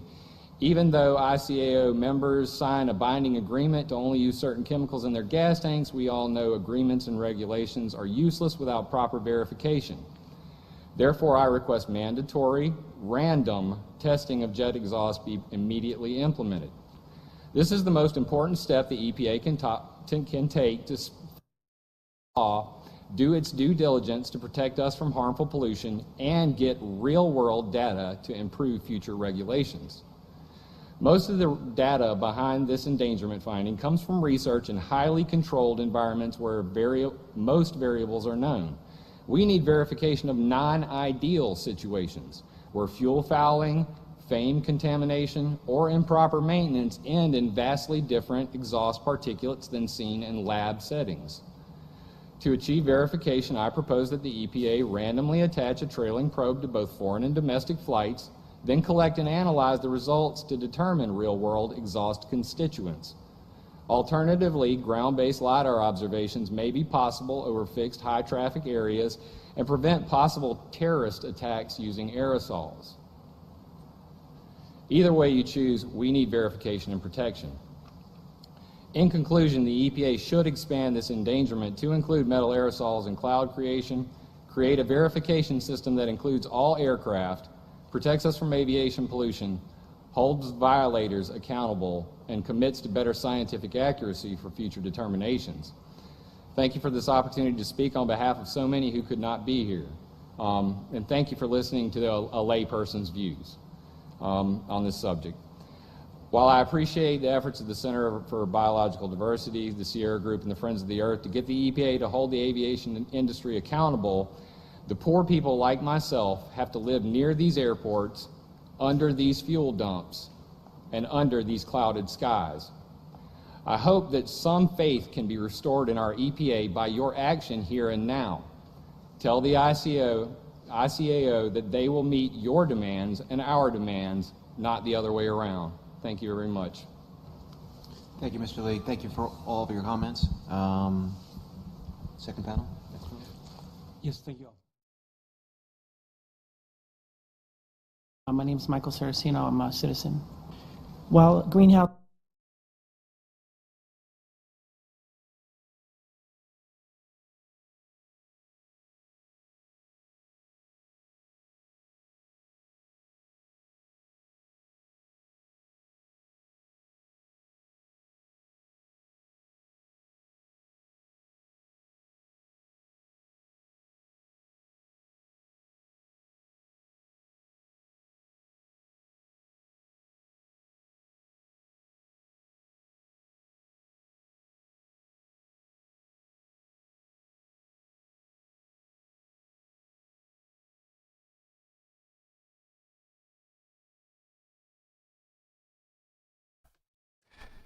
Thank you.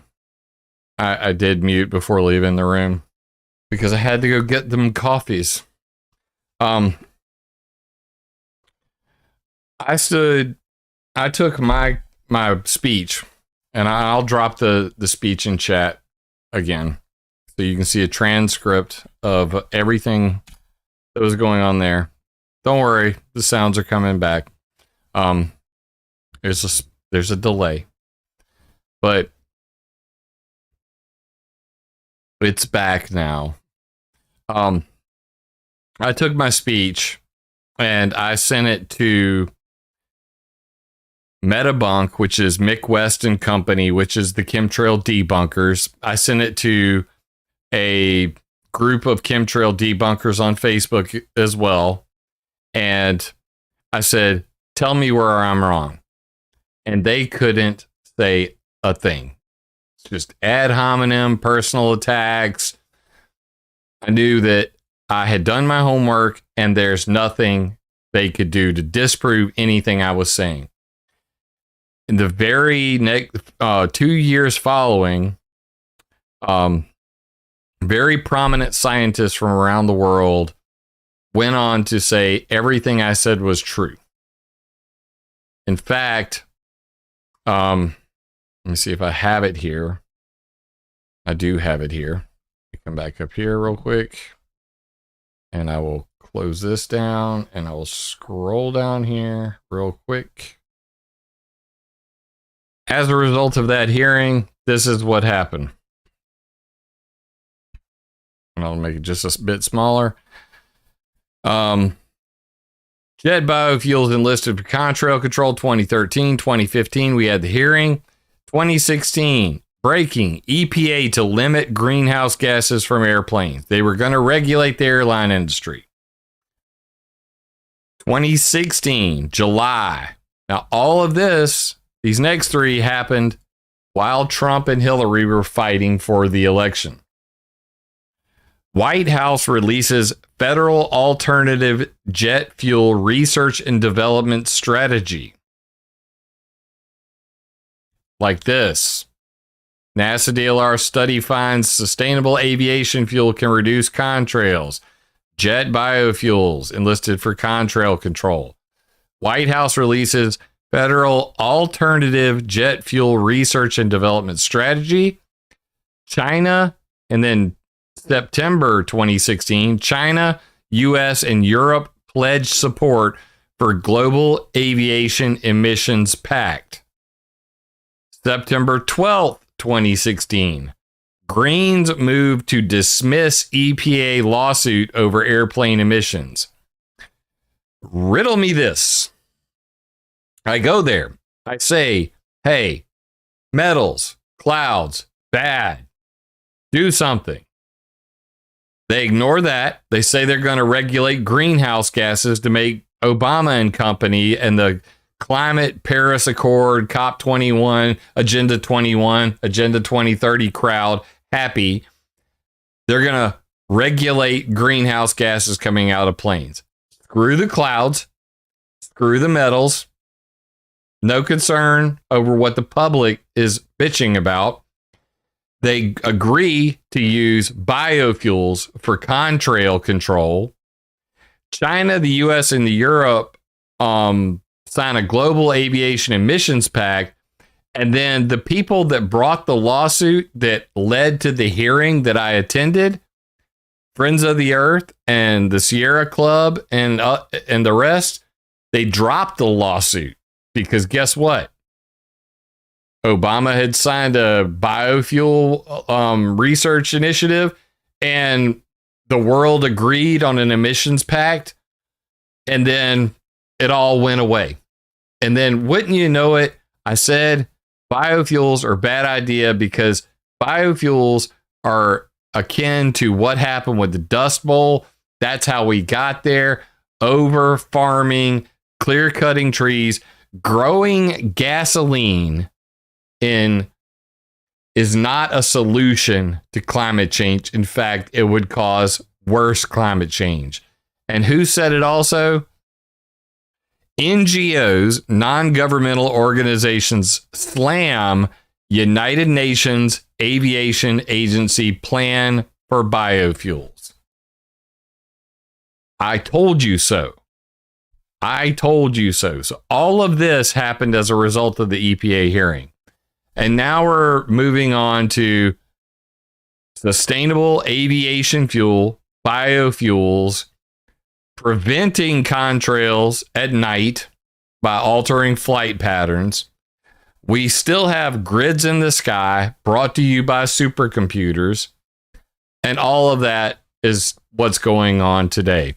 If you want to know more about this, I have a playlist which has all of my videos that I just recently went through ad nauseum. And you can see them right here. My PowerPoint presentation, 45 minutes. I remember blue skies, starting 1988 to 1997, to the first time the word chemtrails was used, 57 minutes. Vapor trails, 1948 to 1970, an hour on contrail control with jet biofuels. Cloudless nights, cirrus cloud thinning. Military cloud control and weather warfare. Contrail avoidance may increase ice haze geoengineering. Geoengineering jet fuel and commercial aviation. Metal trails and jet exhaust. And then some other videos by other channels, which I thought were this real engineering nailed it. The problem with biofuels, the uncertain future of jet fuel, the plane that will change travel forever. In other words, until they redesign planes, this problem with clouds ain't going away anytime soon. And then I have a couple more on here that I've added. Blot out the sun to fight global warming.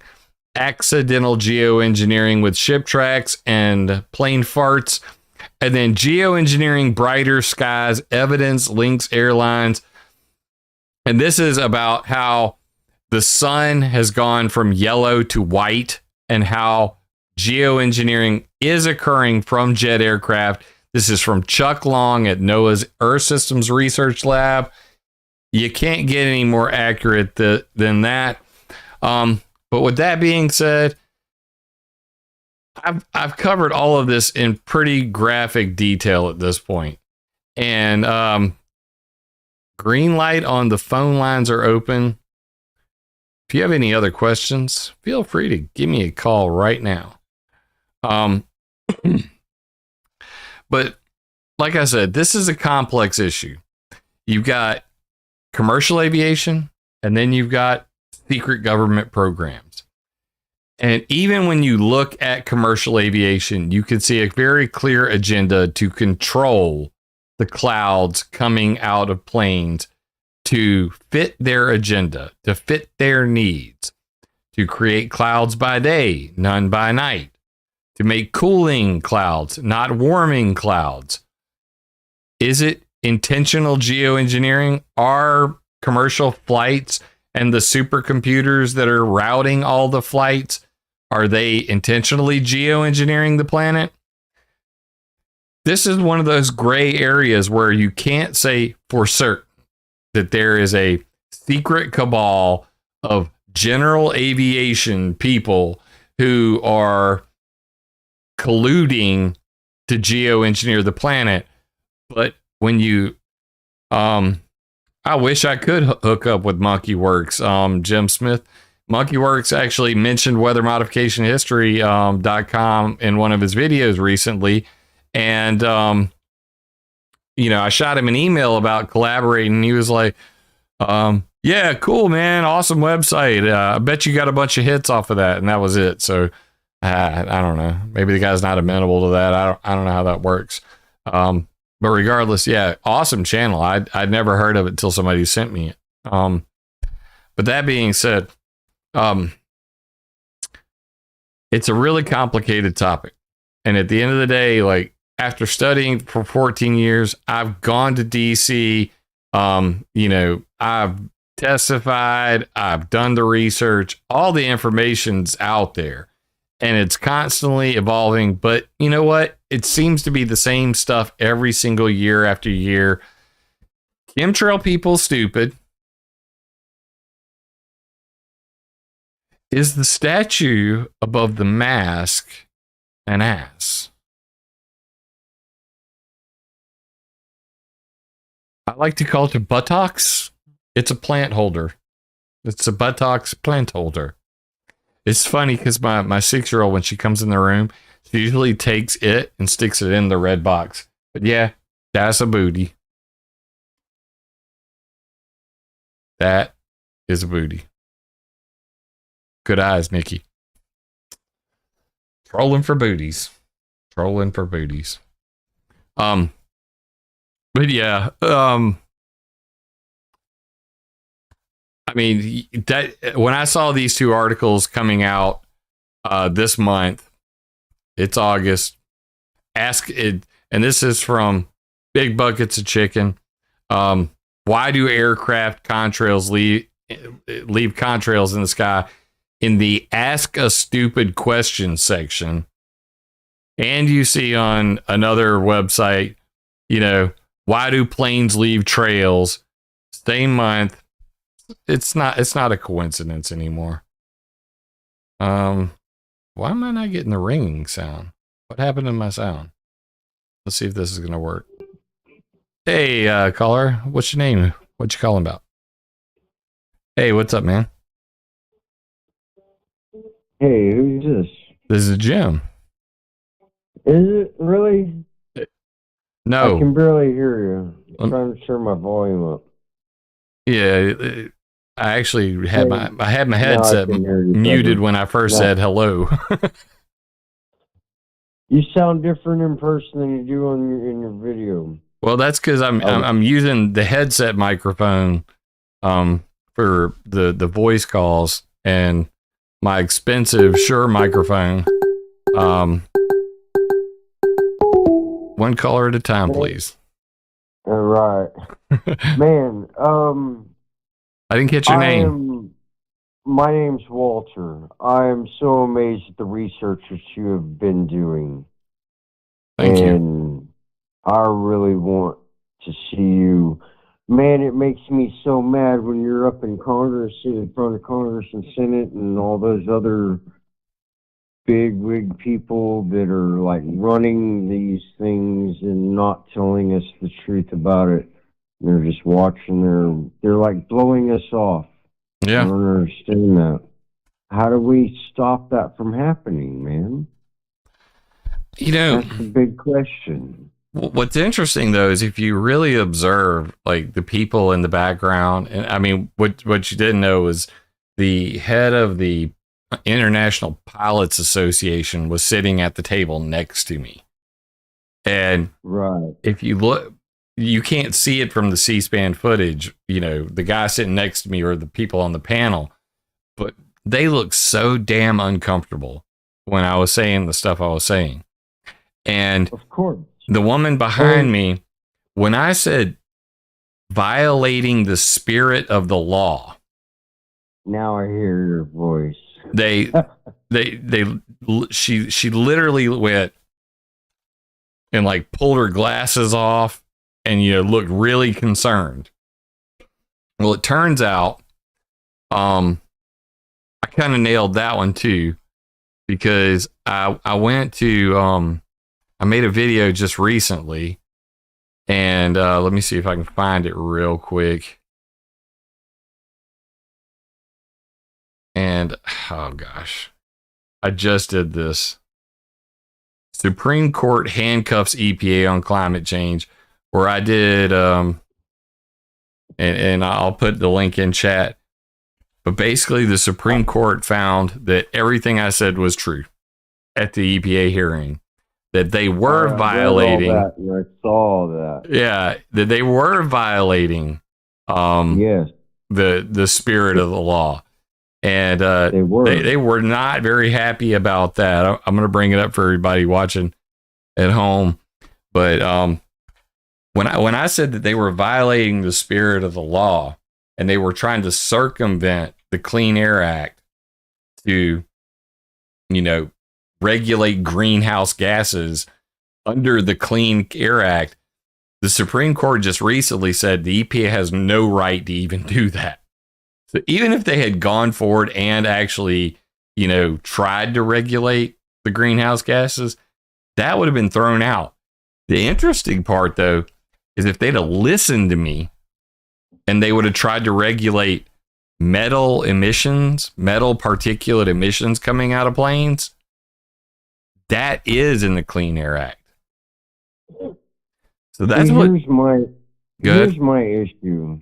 Here's my issue. All right, we know that these things are going on. We know who are signing off on the initial papers. Who is telling them to do this?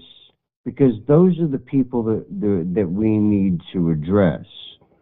Well, at the end of the day, you really you could hold the individual carriers accountable, but at the end of the day, the Federal Aviation Administration, the International Civil Aviation Organization, which is the United Nations, and the EUROCONTROL's, I'm trying to think of the group that runs that, but basically the governments, corporations are getting their orders from somebody over them, and it just goes higher and higher.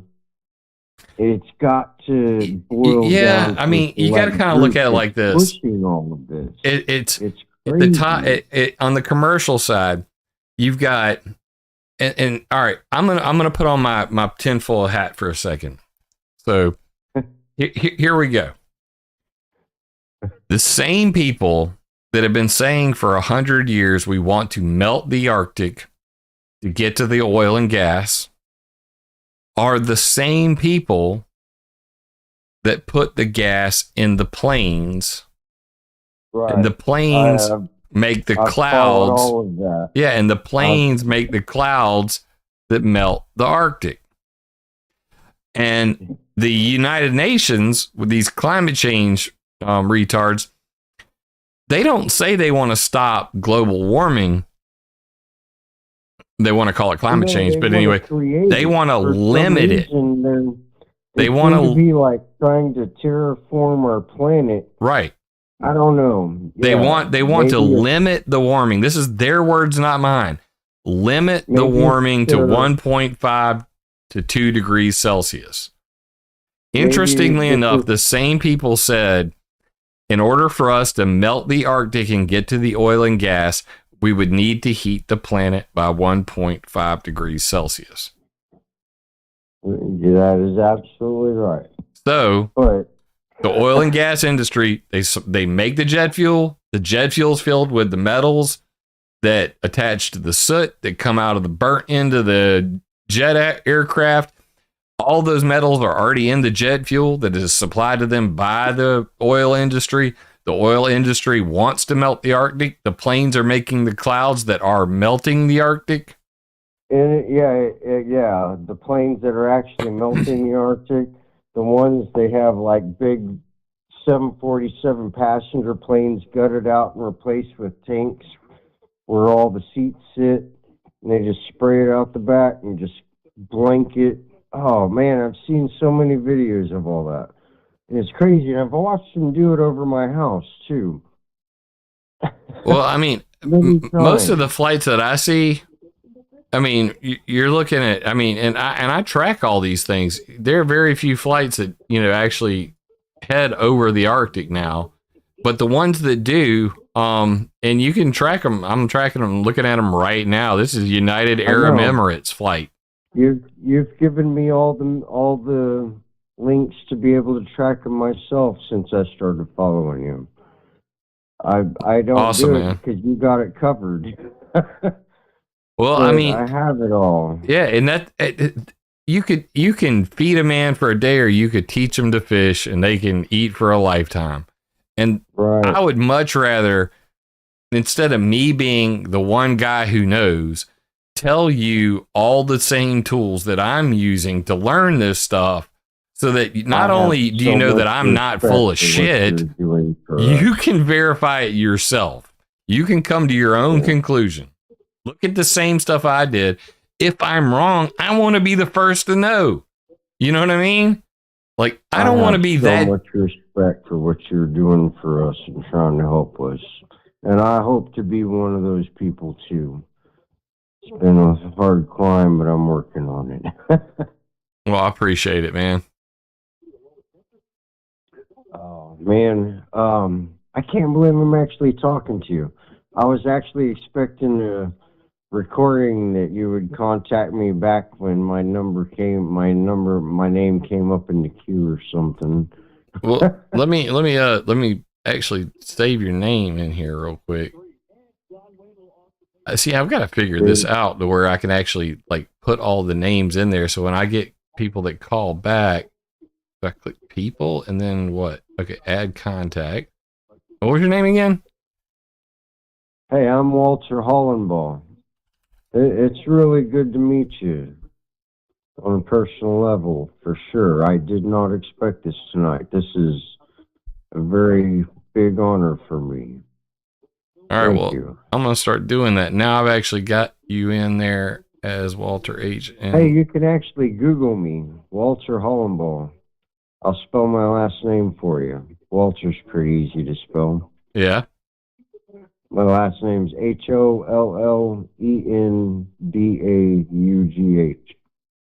I actually reside in and around the hill country of Bernie, Texas. I'm living in Pipe Creek right now.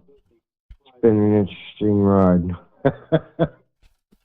But yeah, been living out here a long time. I grew up in San Antonio, Texas.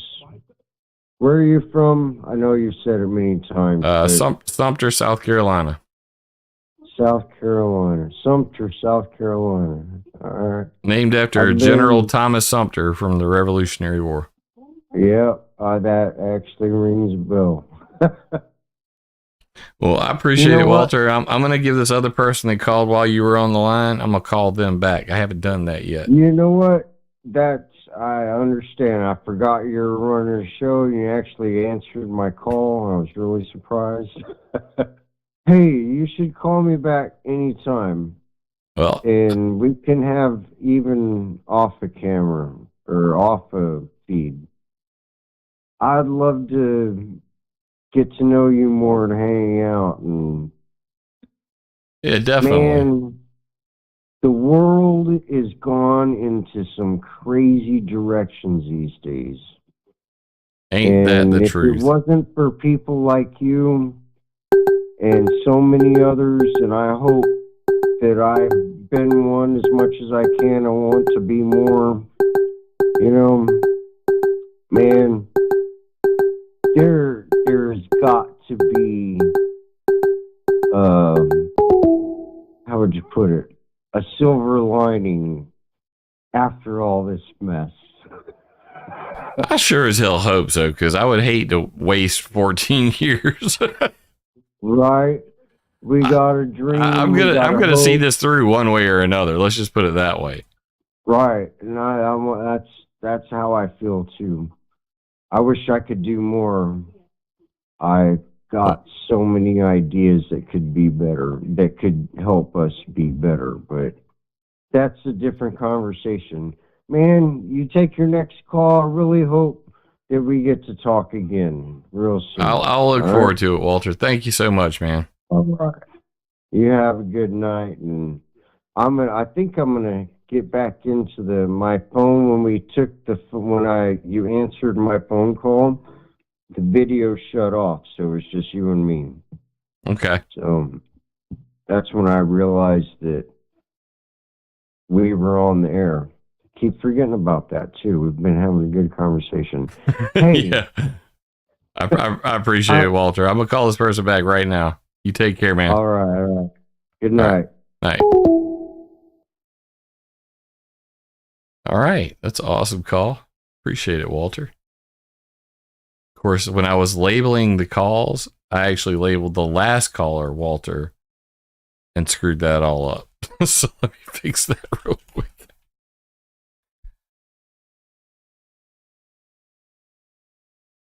That's actually Walter there, not the other number.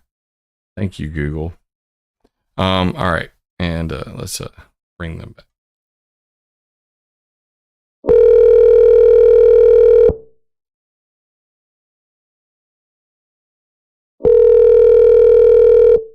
Hello? Ding. This is ClimateViewer calling. Hold on.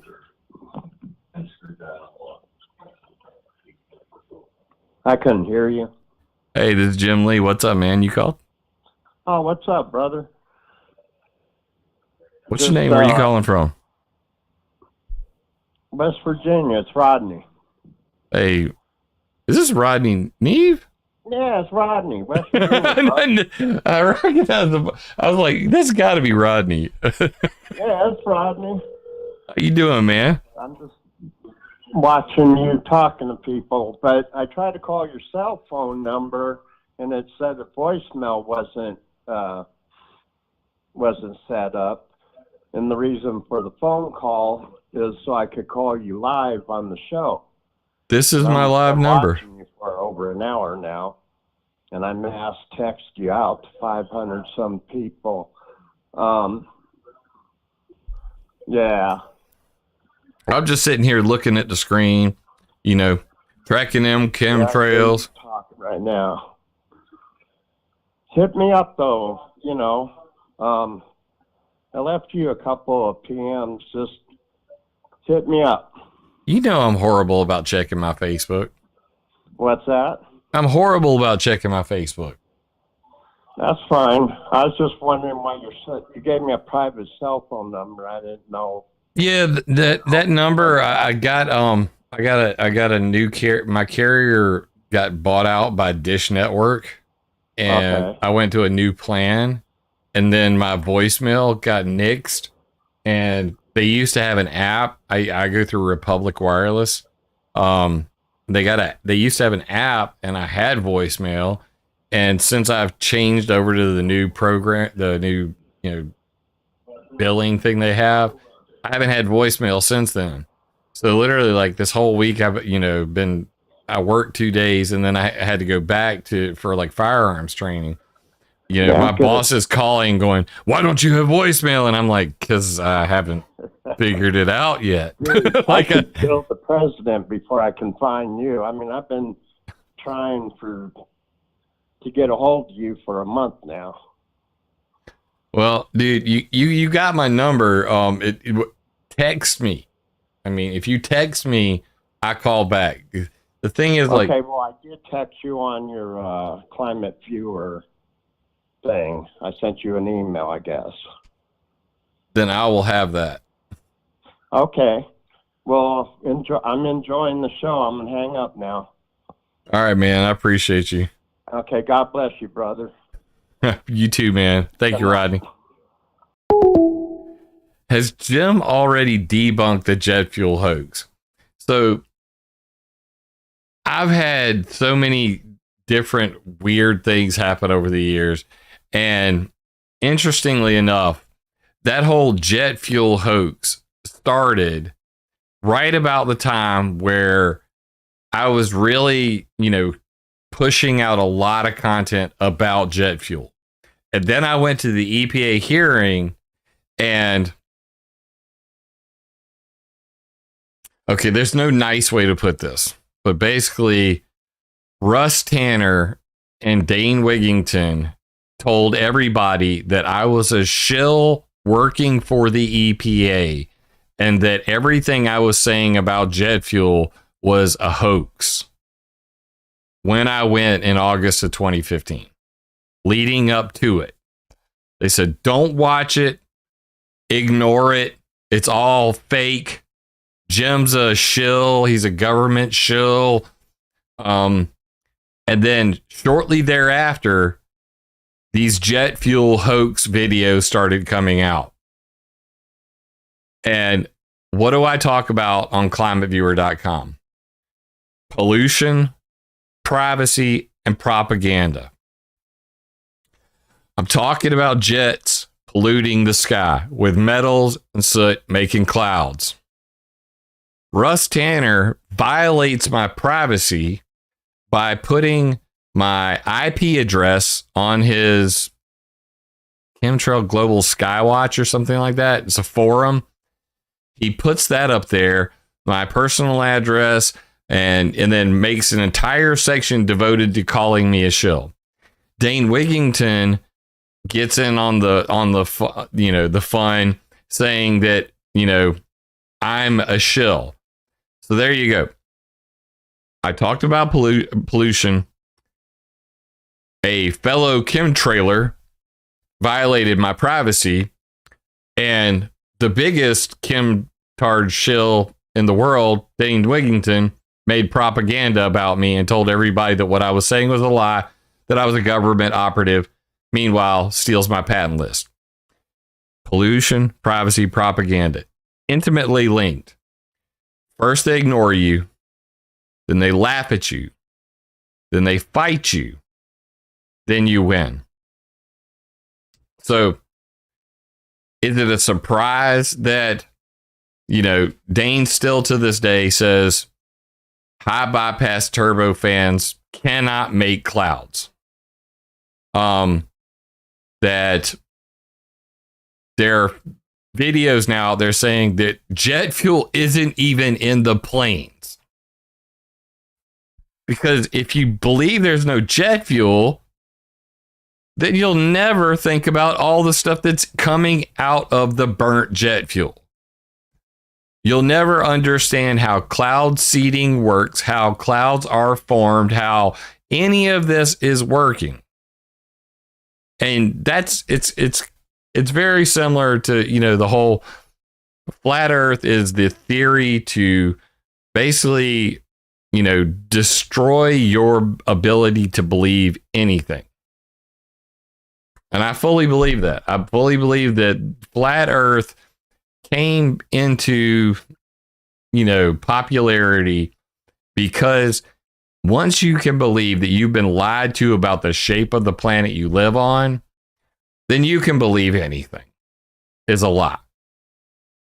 And that kind of, deep seated, punch in the balls, punch in the gut, everything you've ever been told is a lie. That's why we're in this, this crisis of truth world that we're in today, where there are banned topics where you cannot talk about certain things. Like if I want to stay here on YouTube, I got no fly zones, and they're typically political and medical. And we all know what we're talking about, because right now the Silicon Mafia wants to control all the propaganda. Good propaganda gets boosted. Anything that is truthful, whether it's referenced or not, even if you state, this is my opinion, I am not a scientist, I am not a this or that, doesn't matter. I got, a medical misinformation strike simply for reading a letter that was signed by CEOs of airline industry.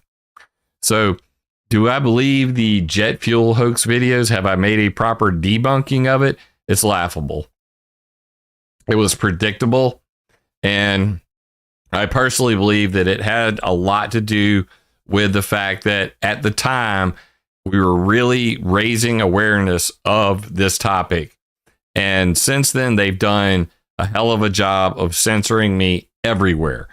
YouTube shadow banned me, Facebook, Twitter, Discord, banned my account and deleted my chat server for that video about the airline CEOs writing a letter to President Joseph Brandon. And it was related to that medical thing that we're not going to talk about. So, I mean, that's it in a nutshell. There's a lot of censorship going on. There's a lot of propaganda. That's why it's so hard for people to find the truth about such a complex issue as just simple lines in the sky, how they're made, what they do, what people are, up to. People can say, look up. Looking up is great. But if you don't know what you're looking at and you don't know what to do about it, then what good is it to look up? You know how many people send me photos all the time and they're like, are these chemtrails? Yes. If they ask me, are these contrails? I go, yes. Are these plane farts? Yes. Are they cirrus clouds? That's what they're going to end up being. And that's why I use the hashtag cirrus clouds matter. Because at the end of the day, no matter what they want to call them, chemtrails, contrails, persistent contrails, spreading contrails, aviation-induced cloudiness, contrail-induced cirrus, they are making ice clouds filled with metals, and it's a bad thing for many reasons. And there are people trying to geoengineer the planet to make clouds by day, none by night. Many other agendas all working simultaneously. They are trying to grow biofuels for contrail control. Why do you think Bill Gates is buying up so much farmland?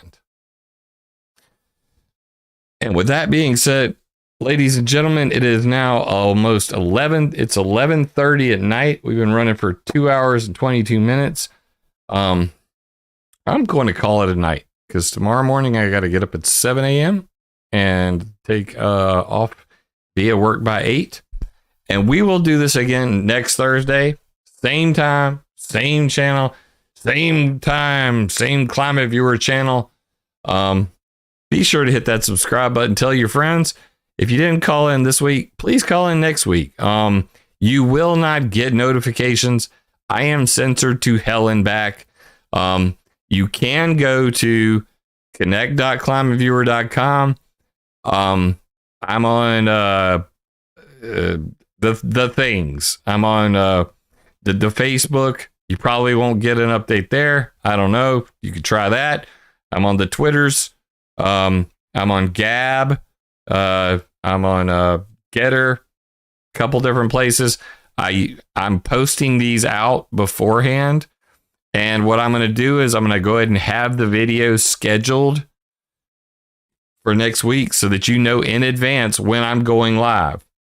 That way you're able to do, get in on the fun. And I'm going to pick a topic, to kind of open up with, give everybody a chance to get ready to call in. But that being said, I appreciate everybody who stuck it out. I mean, this is a long ass live stream. And we talked about a bunch of things. We had some laughs, we had some cries, and I had more fun than I did pain. So that's a good thing. Jerry, thank you so much. Thank you to the super chats tonight. Vincent, Semper Fry, guys, man, and thanks for the new subs, man. Trying to make it to that 30,000 mark one day, God willing, and the Silicon Mafia gets regulated into not being, a platform, but they're actually a publisher. Maybe that's going to happen this November. Who knows? I don't know. I just said November. Watch the YouTube algorithm come after me for that one. But once the censorship thing gets turned around, maybe the floodgates will open again. Maybe I'll be able to quit my day job. But that being said, I'm gonna work my day job, and I'm still gonna do these shows because I think more is accomplished by having conversations with beautiful people, beautiful climate viewers like yourself, than me monologuing ad nauseum. So we're doing a good job when the porn bots just keep coming. Hi, porn bots. Just Nikki is a beast. Look at Nikki work that thing. Got him. YouTube won't do anything to stop them sex bots, but they'll ban Steven Crowder. They will ban the soon to be new governor of Arizona, who was on the Crowder show. Go over to Rumble and watch the Steven Crowder video about why they got banned from YouTube this week. It's an eye opener. And you'll understand what kind of pain it is to be a YouTube broadcaster these days. That being said, hey man, I enjoyed the show tonight. I hope you did too. Please share this because sharing is caring, and use this information. Go dig through the links. Tell me where I'm wrong. Tell me what I missed. Let me know in the comments, what I should add to this. If you have any questions, they'll take away my super chat. They already take 20% of the super chat. So if you super chat, 20% of that money goes to Google. In case you didn't know. PayPal, 2%. Just saying. Regardless, do your homework. You don't have to, but if you're interested in this topic, all the information's right there at your fingertips. And anything I missed, anything I'm wrong on, feel free to contact me. My email is jim@climateviewer.com. It's on connect.climateviewer.com. You can contact me there. I check my email multiple times a day. I sometimes get in the weeds, but I eventually catch up on all my emails. And thank you all for tuning in. With information comes power, and with power comes great responsibility. So please use the information at all of my websites, my videos. They're downloadable for free, but use them to attack ideas, not people. Love you, mean it. Have a wonderful week. If the video resonates with you, leave me a comment because I love hearing from y'all. First time here, be sure to subscribe and click the bell. Yeah! Remember, it would be impossible for me to do this without your support, so please join my Patreon or buy me a coffee on PayPal. And always, attack ideas, not people.